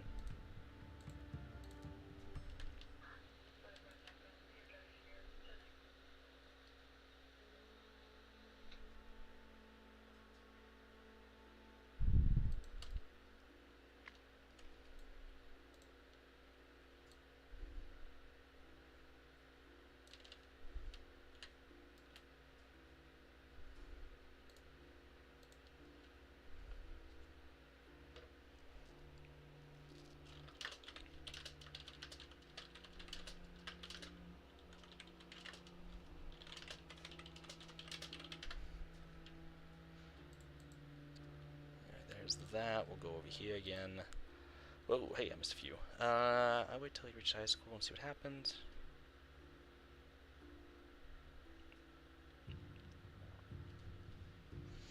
As a fire depot. I could see like oh crap, maybe Canadian Pacific. Either that or the NBSR, the New Brunswick Southern Railway, could sponsor him, amongst others, for local sponsoring from his neck of the woods. Yeah, I imagine his dad would probably fund him,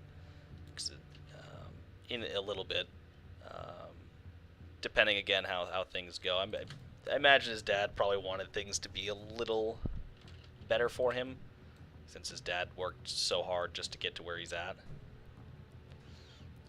and whatnot. And maybe, you know, it's an aspect that come around to bite him in the butt, because, you know, when you have to work for everything you had, you know, it does give you a bit more of an appreciation. Not saying his son's going to be ungrateful, but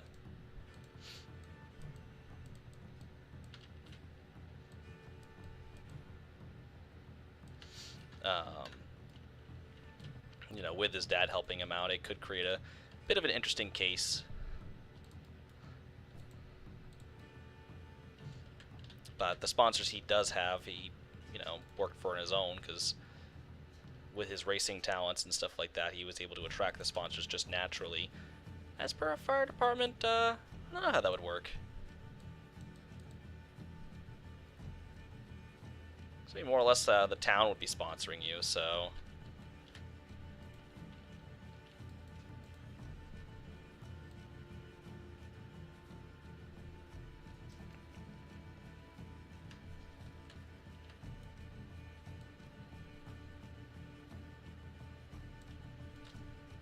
And I think this will work well for engine storage, well, the beginning of the engine storage tracks.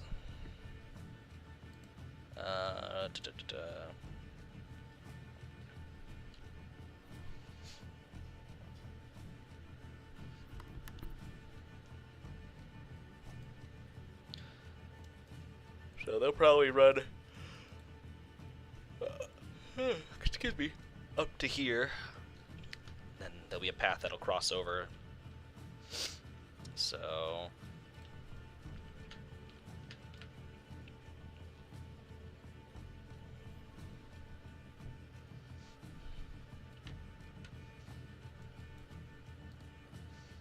So let me see here. So this is 261. So 251.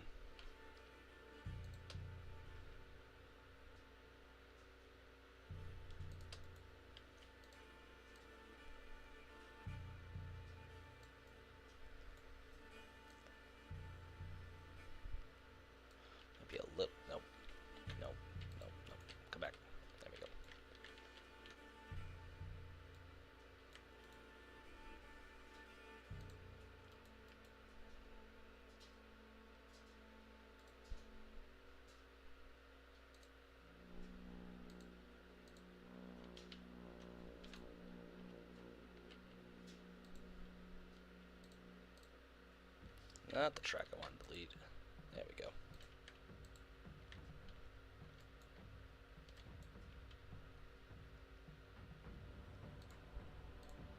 Flop this over, but we're getting rid of it anyways, because we don't need it right yet. And then we will take this track and then throw it up into the atmosphere. I suppose this track will also lead to the deadline as well. What's your favorite fallen flag? Anyways, the Indianapolis 500 attempts for you, Tim, and your personal friends. Any Indianapolis attempts for, I don't know. I've never personally been into IndyCar. It's never really been my thing. Obviously, as a race car driver, you know, it would be an honor to attempt it. So I imagine might be an attempt for me at some point in my career, depending on how well I do. Just the Indy 500, just to get my name in the hat, I suppose. But I don't know. That's something I'd have to kind of get to.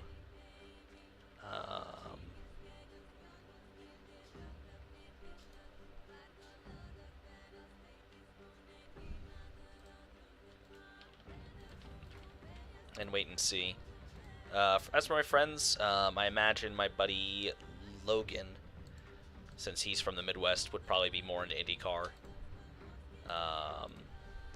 You know, he's not much of a race fan, but he is from Ohio, so he's kind of out Tony Stewart's way. He's on the Indiana side of Ohio anyhow, so I imagine, you know, there would be some interest in IndyCar from him to go for his career. You know, maybe try his hand there, and then he moves over to trucks after a while.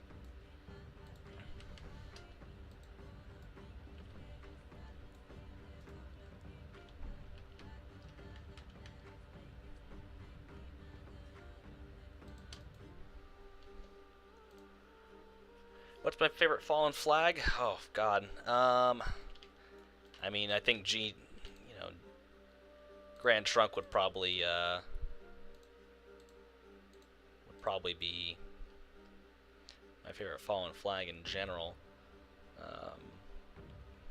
know, a lot of the railroads I do like are fallen flags anyhow, so I think a lot of the railroads I named off earlier would probably qualify really well. Guilford, or I'm sorry, you know, Maine Central, so on and so forth. Monon, Grand Trunk. Because I don't really care for any modern railroad. It's not really my thing.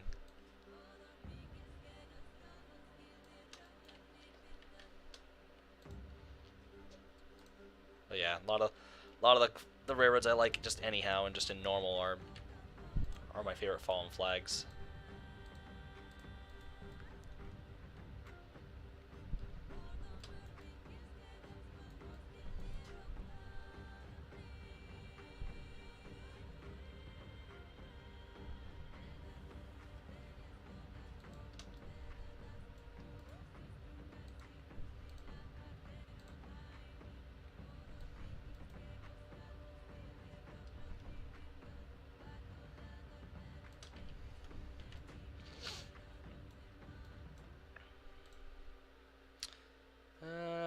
Like Central Vermont. Yeah, oh yeah, Central Vermont was nice. What teams or team did you race in your old 03 and 15 career modes? In 03, I raced for a team called Dirigo Motorsports. It was a father-son team, more or less. My dad, I built his career up, and he came. Basically, he bought this team, and it would have started out as my last name, Boudreaux Motorsports.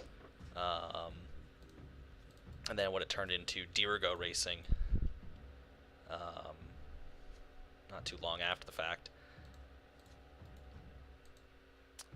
In 2015, I think it was also just Dirigo Motorsports.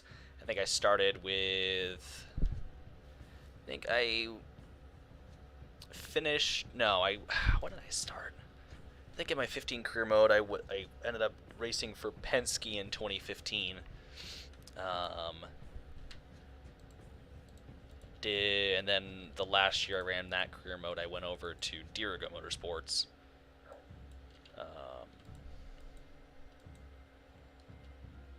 Would have started Dirigo Motorsports. Because in that career mode, I won a championship almost like right off the bat. Which maybe is why it lost my interest, because it wasn't much a challenge for me. It just felt like everything just kind of happened way too quickly. Like I'm like, oh, I already won a championship. Okay, that's, you know, that was nice. It was cool. It was fun. I mean, that was definitely nice to race a season and win the championship. But yeah, I was just kind of like, okay, well, didn't really hold my interest too long. I'm like, well, this kind of sucks. Whereas, you know, like in the '98 truck season, you know, I'm racing at tracks that I've never really raced at on any game, any simulator.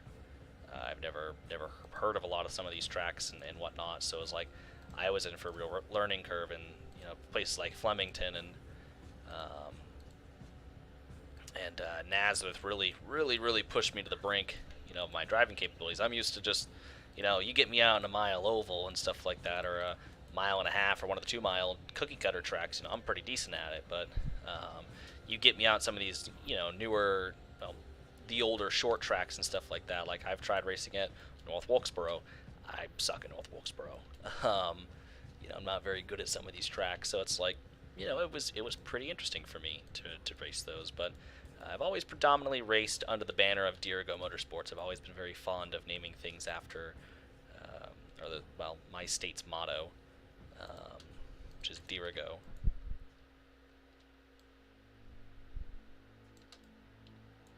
Which is Latin for I lead, I guide, I direct.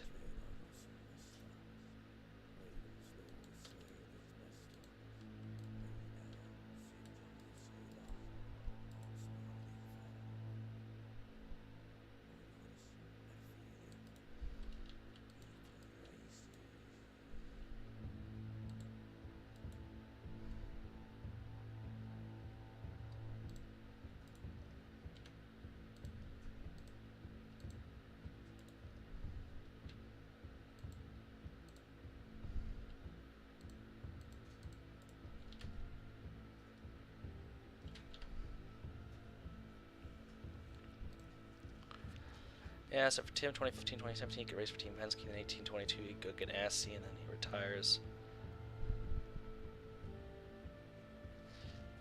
Yeah, I was thinking Tim would move on. Like, I think my 03 career mode, one of my friends started racing for, it wasn't DEI. Was it DEI? No, it wasn't DEI. I think it might have been RCR or Hendrix. Might have been RCR. Trying to remember off the top of my head. Yeah, I think we added a car for RCR. In that particular career mode, and one of my friends that I put into the game ended up racing.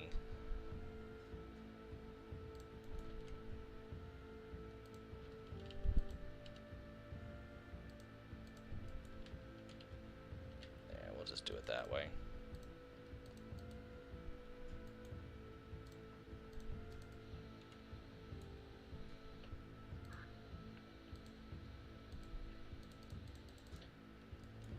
There.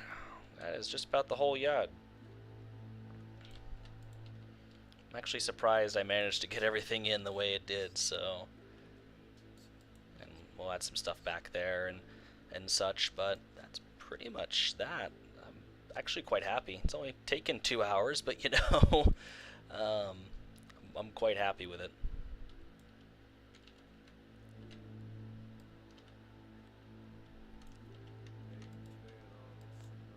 Just drag this up here so they're gonna come across that.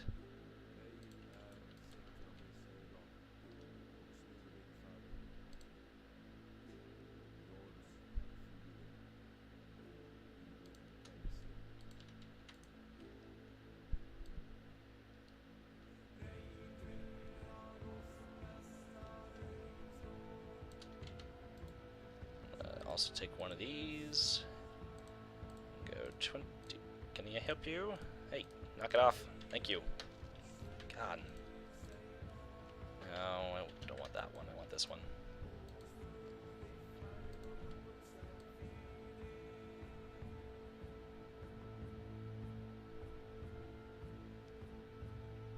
There. So now the paths in theory connect. All I have to do is just put some crossing boards over that. Let me go crossing boards. Wooden crossing boards. Yep, them boas thick. Alright.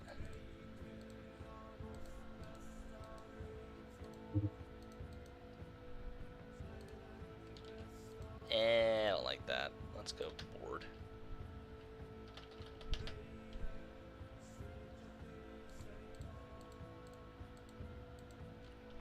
And we'll just delete that.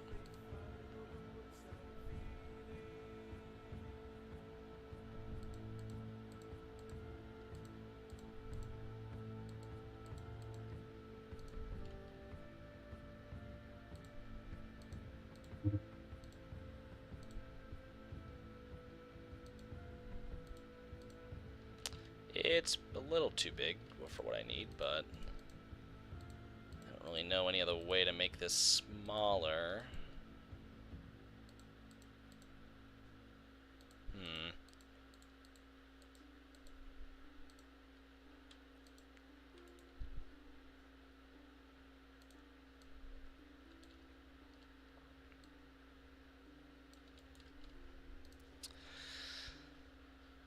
When the amphiletes are the closest thing you have to an FRI train, search up JR wood grade crossing.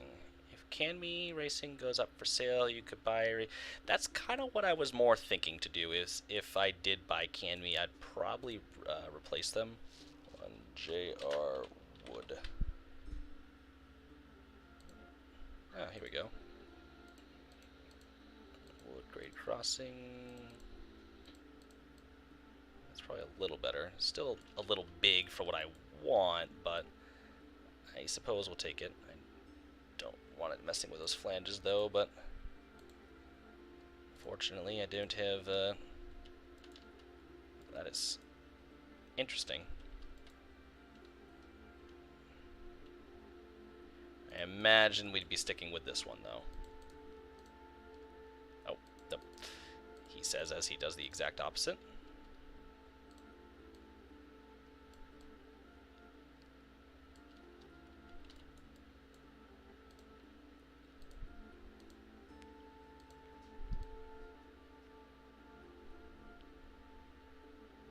Yeah, that'll do. I'm fine with that.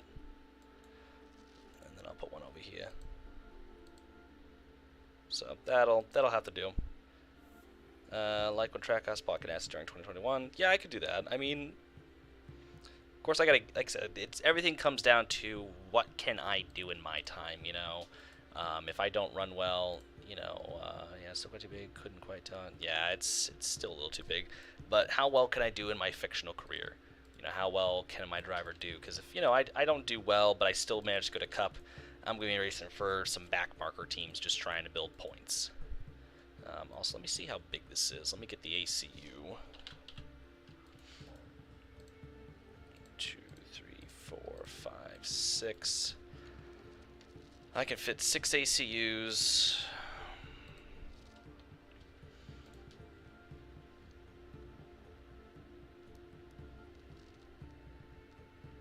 And that's just at this yard, so we could do quite a few. And the ACUs are long for in terms of SD40s. Let's just plop some down and see. So we could do 2, 3, 4, 5, 6, 7.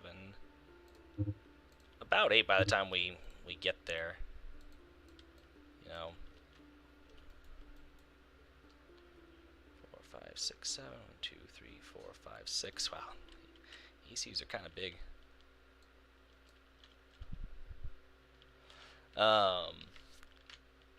So that's quite a lot of engines that we could fit there. So that is more than fine by me. And plus also we have the fuel pads too. Then there's the deadline. But that's for Yeah, I'm performing well in trucks. Um, you know, my career is going pretty decent in there. I'm pretty happy with how I'm performing with that. Um, but uh, you know, anything can happen. Um, so what I'm gonna do is what is this tracks? This is the yard. This is kind of just the run around. Kind of the main track that just kind of passes through the yard. So we could branch off just a little beyond it and kind of come in.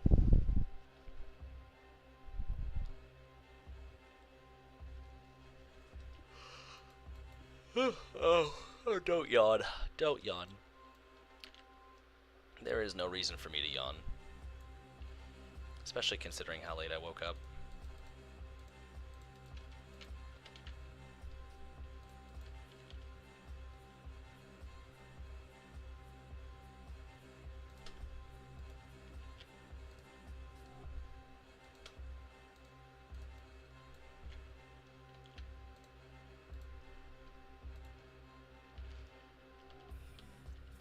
Oh, did we cut through this? We did.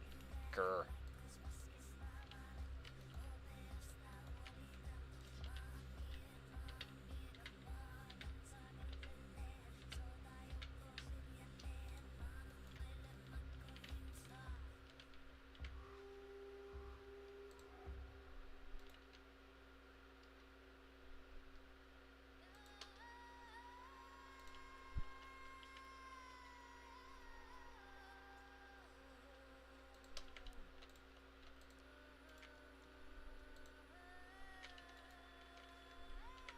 That is tight, so we're going to actually move this up over to here.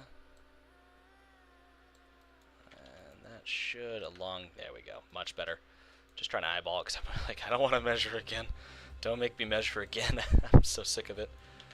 I mean, the result is nice though, so I'd rather measure things and get a much more precise,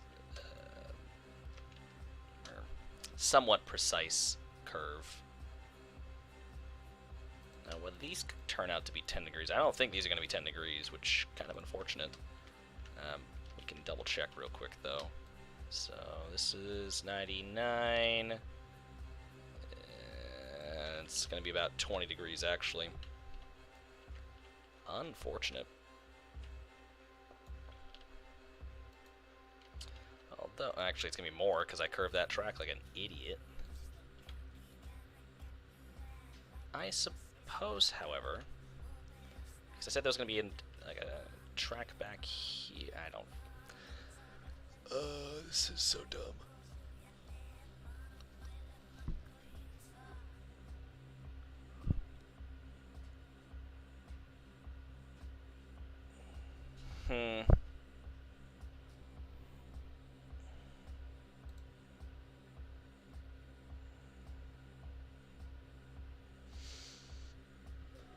Currently running a budget FRA Extra with Amfleets. If you did buy CanMe and rebrand it to Dirigo Motorsports, there would be a manufacturer change. The stuff, but are you considering Dirigo Motorsports merch during that time? Dirigo Motorsports merch, I mean, fictionally, yes. Realistically, no.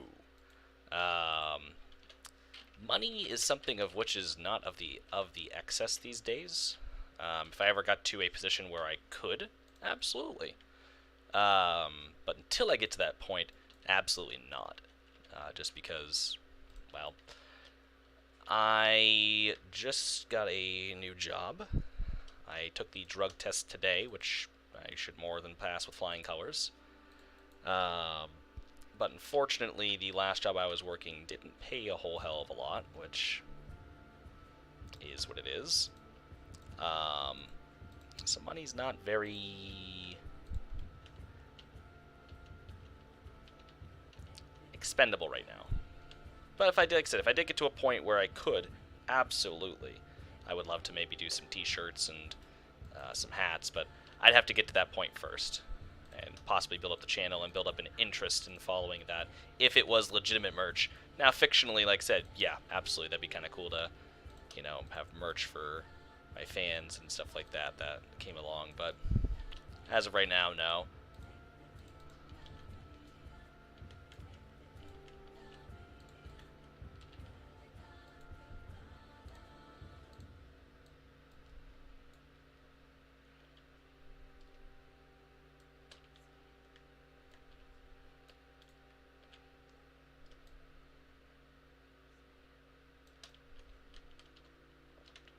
Alright, so there is the lead into the yard.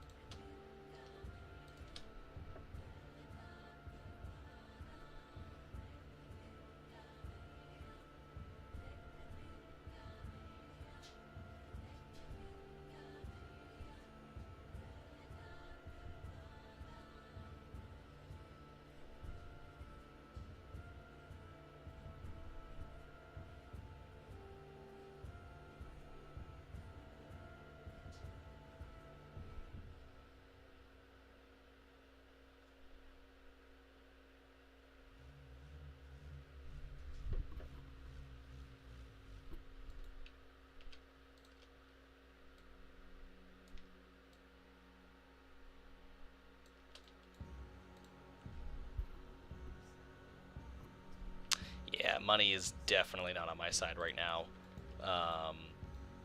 You know, and I also just bought a car, and I gotta kind of get working on that and getting that payment started chipping away and getting caught up on things. So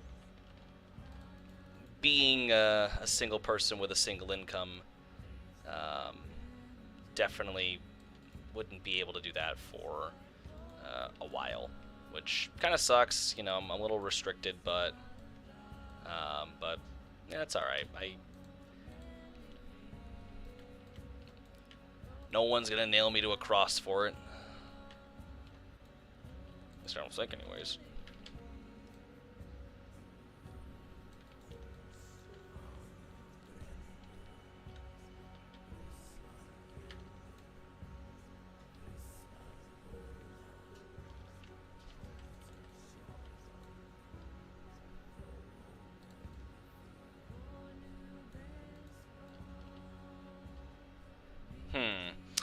So what I'm thinking here is either try to get everything to come down into this track so it merges onto the ladder, or have all this bypass the ladder and then spit back out here onto the lead.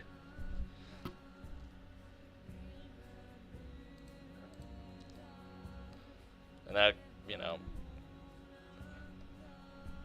nicotized. Oh, Ethan was here. Shit, I didn't even see you come in. When the hell did you come in? When the hell did Ethan pop in? I just scrolled up real quick and I saw his name and I completely missed him. What the hell? What an inconsiderate person I am. I am so sorry. Completely ignored my guy over there.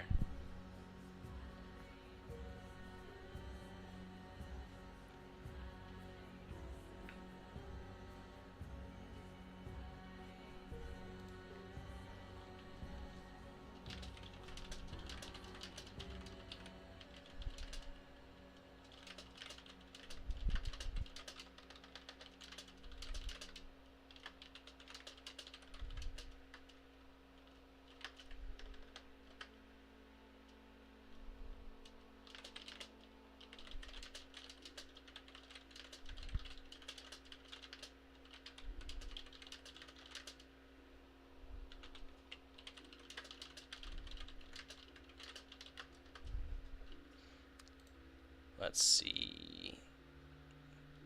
Yep, he said the yard, and I completely ignored when he came in, and damn, I'm so sorry. Forgive me. Forgive me, Ethan.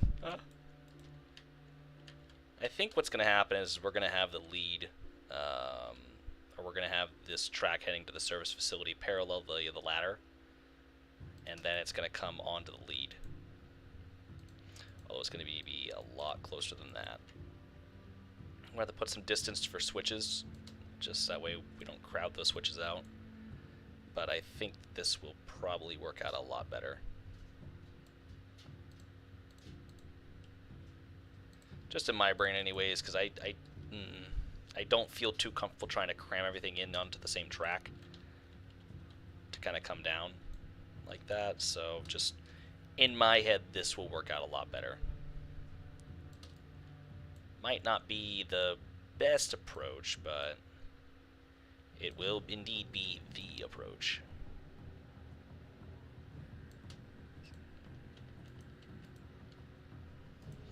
But the only issue is I gotta somehow get this switch off before we go around the corner.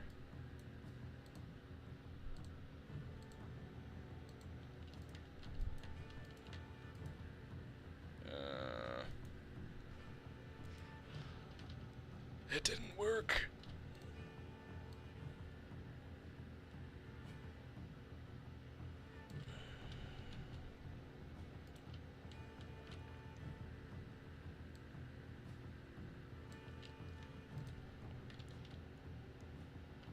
Trains, don't stress me out today.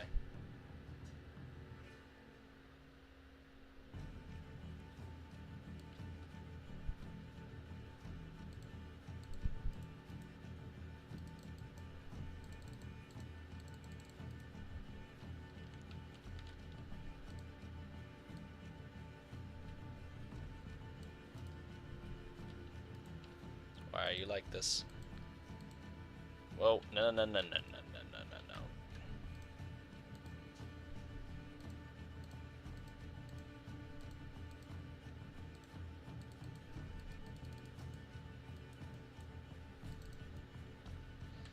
Alright, why is this not working?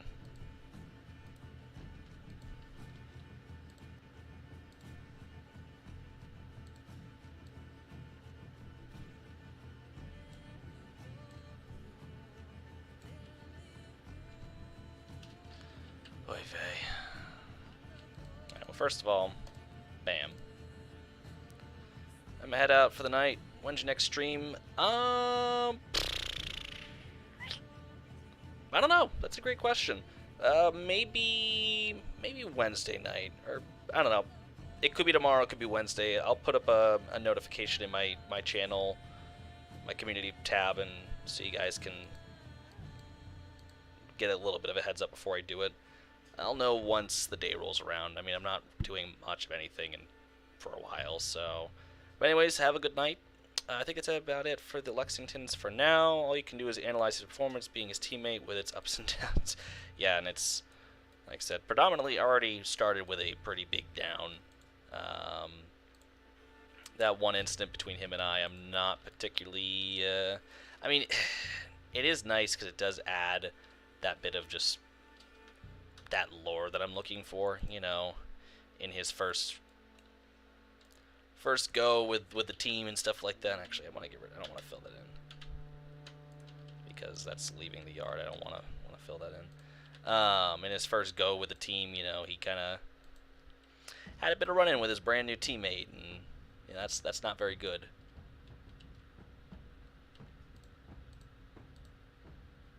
Why did that not hook up? Okay, I was gonna say, I'm like, what? Why is that not working?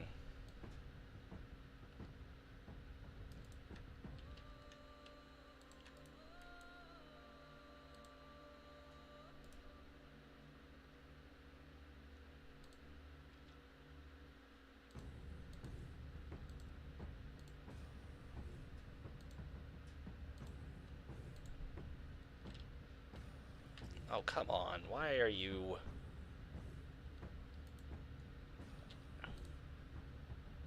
Why?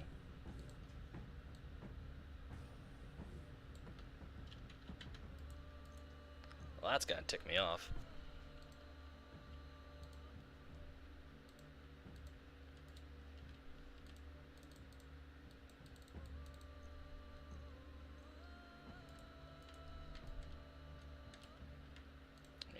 to move it more? Is it too close to the other switch here? What's the big issue?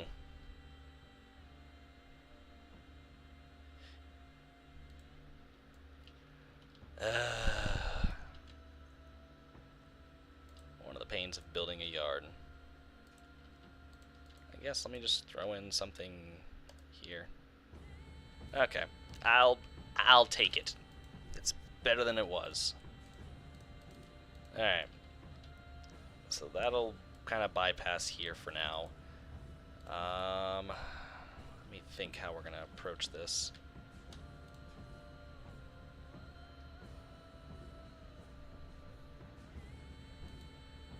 Nope. Nope. Nope. Nope. Nope. Nope. Nope. My bad. So this is gonna come straight into here.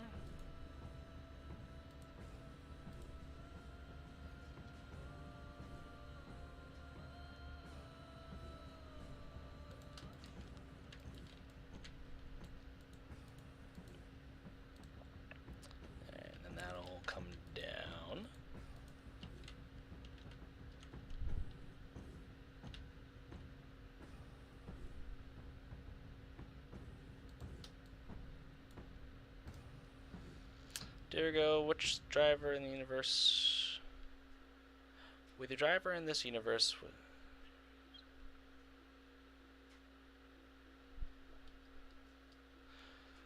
So let's see. Was I 17 last season? 18 last season? Ah, crap. I forgot the top of my head. Either 17 or 18 last season. So 98. Hold on a second. Math was never my forte. So if I was 17 in 1998, that means, if my suspicion is correct, I would have been born in 1981.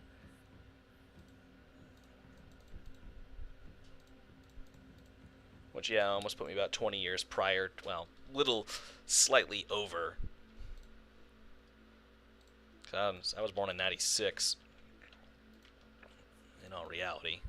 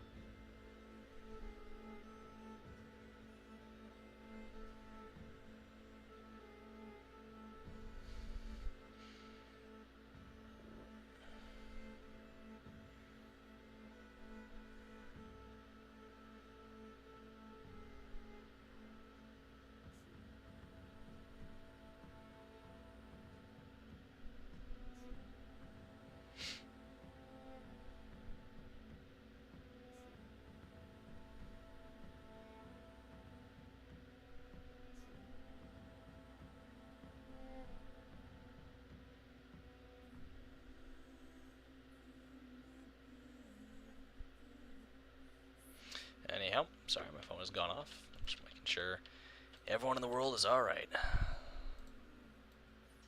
About panicked earlier. My Norwegian friend called, and I forget OBS turns on streaming mode or for Discord if Discord's open.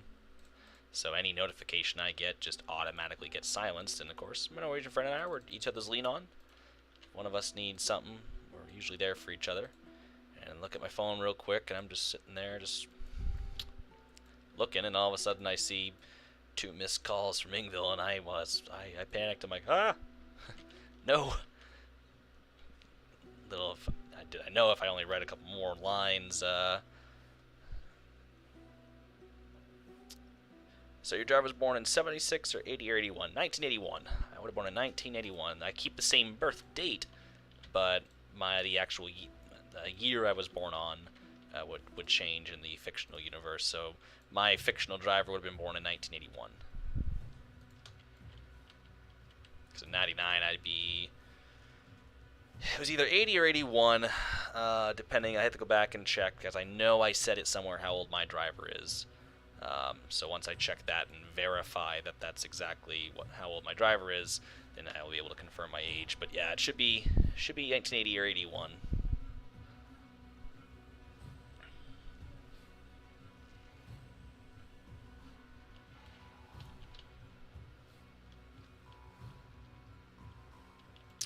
Let's see.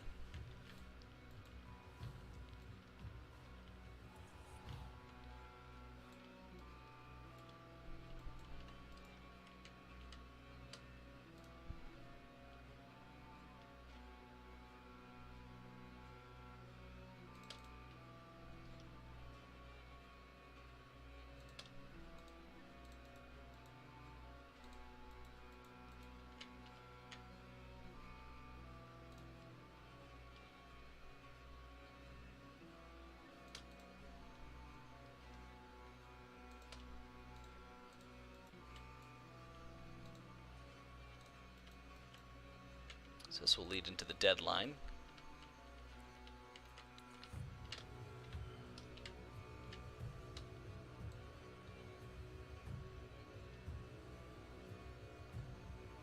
So there is that.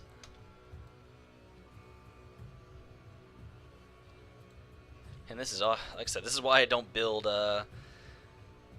who is the team owner of Cami Racing now? That should be, I want to say in one of our comments somewhere.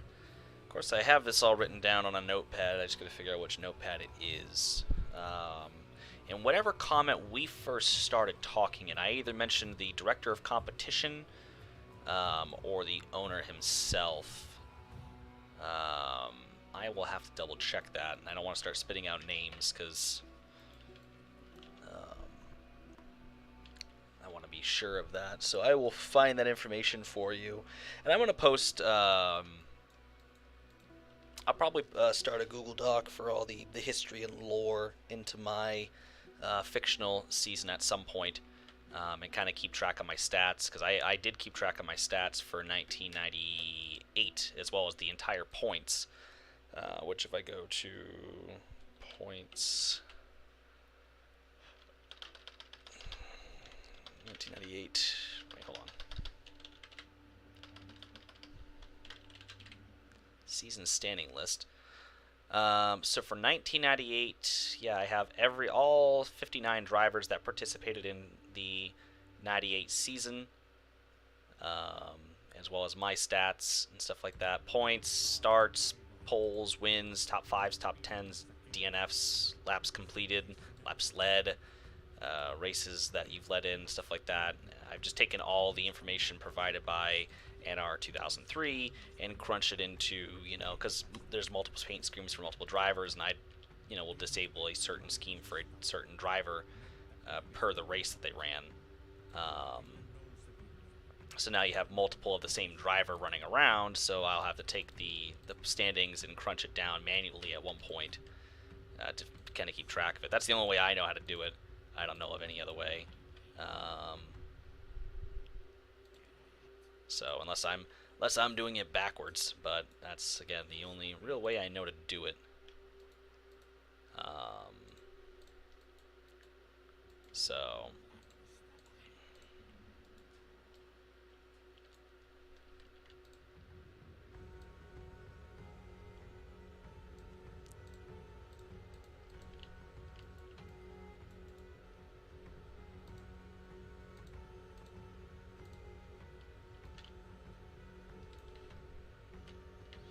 Alright, so that's into the deadline.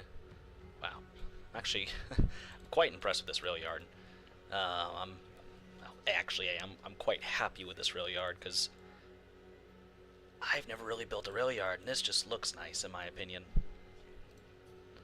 Um,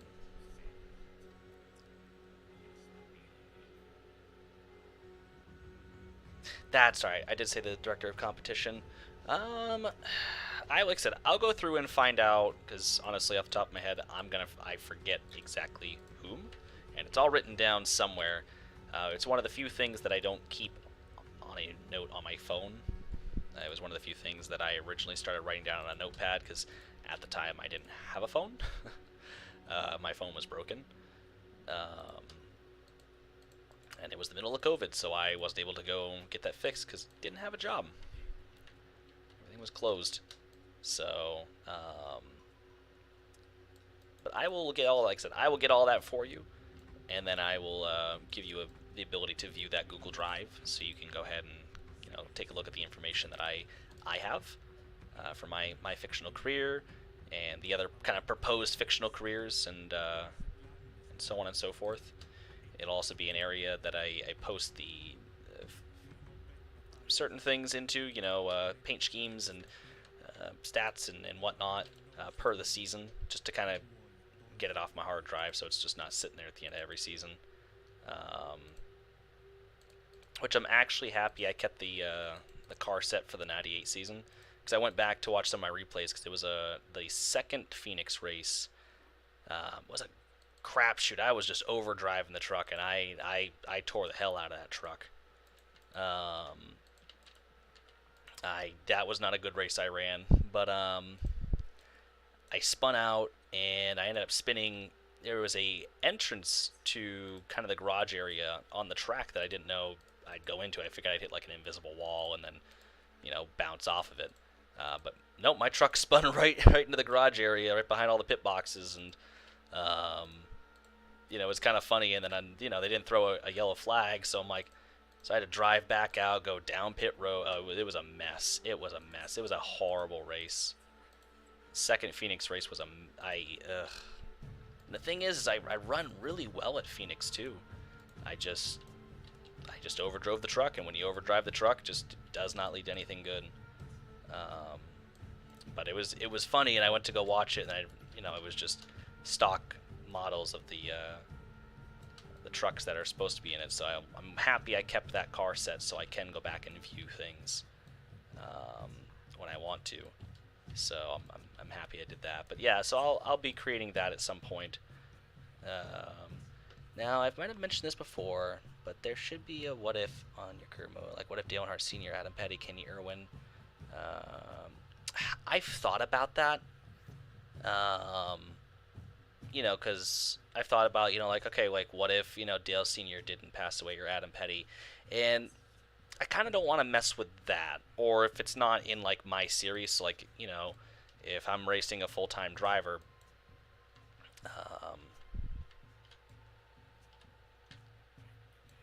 what if that particular event didn't happen? Unfortunately, like, I don't want to start messing with things like that. Especially, like, Dale Sr. in particular, and, like, it's sad that he's, it's tragic he's gone. Also, this rail yard is pretty much complete. I linked it in, right? I did not. I'll have to do that in the crossover. But that is that. I've actually built a rail yard. This is a little wonk. Oh, I didn't,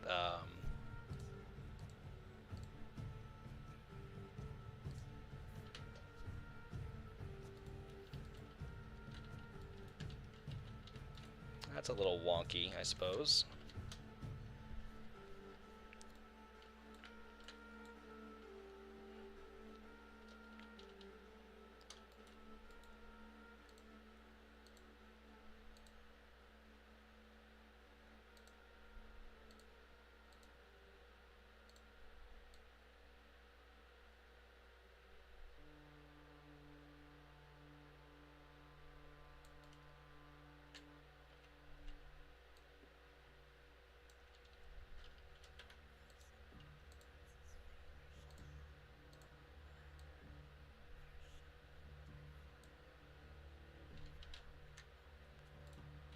gonna say, just make it so that way it curves and then slowly curves back.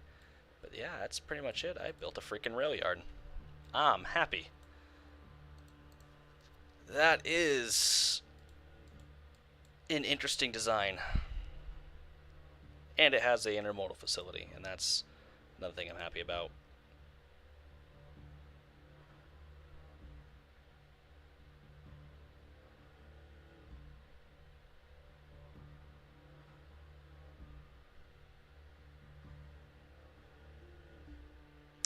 Like I said, I have thought about the what ifs. You know, what if Ricky Hendrick didn't go, and what if Adam Petty didn't go, and what if what if Dale Sr. didn't die? And it's like I said, I'm not sure how I feel about that. The legacy what ifs, because I'm already adding a lot more what ifs into it.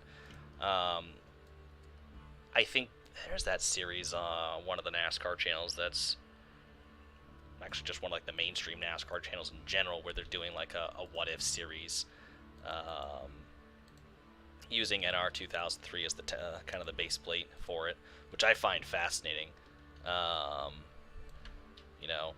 It's interesting that they had Steve Park pass away, but I don't know if that's something that I want, if I want to dabble in. But I'm not quite there yet. So once I get there, I'll probably stick my toe in and see how I feel.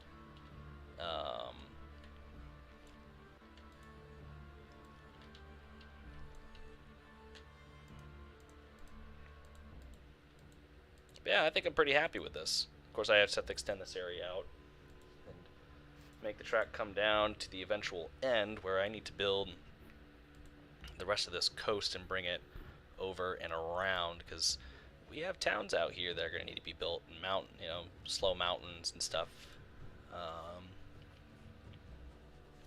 opposed to this area. But that should do it. I think I'm going to just get off, because I kind of like take a break and whatnot, and maybe talk to my friends for just a few minutes before they go to bed. Anyways, but I do appreciate you for watching, and would like to talk more about what's going to be going on here, probably tomorrow or next stream. But says night, like I said, I could definitely get something for you to kind of present the lore from my end and the history of my driver. So that way you have something to go off of, and a more of a look into what I'm thinking for my career and such. I already sipped the last of that. Okay. Just so you can take a look and see, and then some of my theoretical proposed plans. As for the whole driver thing, I'm not sure, but that's something we could definitely talk about. But in terms of what's been going on here, like I said, I'm pretty happy with this, and I'm going to sit down and see exactly what commodities are going to be coming in and leaving, and then I'm going to be starting to think about the rail line on the other end of the country that I have yet to drag out any further, and that's the rail line over here. I'm going to complete this coastline and kind of get it finished up and start getting this filled in with ocean, as well as getting this area kind of retextured to be not blue. But anyways, so that is that, and I'm happy. I'm happy with that rail yard. Yeah, that's not a bad rail yard, and it's interesting. It is interesting, especially with the shape, and you'll see why. Like, so there's going to be houses on the backside here, neighborhoods that just can't really be moved. Getting close to a small port. Got the highway up here, big hills. So it's just, this is where the rail yard ended up, and this was really the only spot it could go at the time. But anyhow, but yeah, that should be it for tonight. So hope you all enjoyed. Thank you all for viewing Size Night. Hope to catch you again, and thank you for all the ideas. We'll definitely be in a further discussion. Nikita and SLR, thank you for joining. Ethan, sorry I missed you. Train Fan 120, thank you for joining us today. And I will catch you guys in the next one. Talk to you then.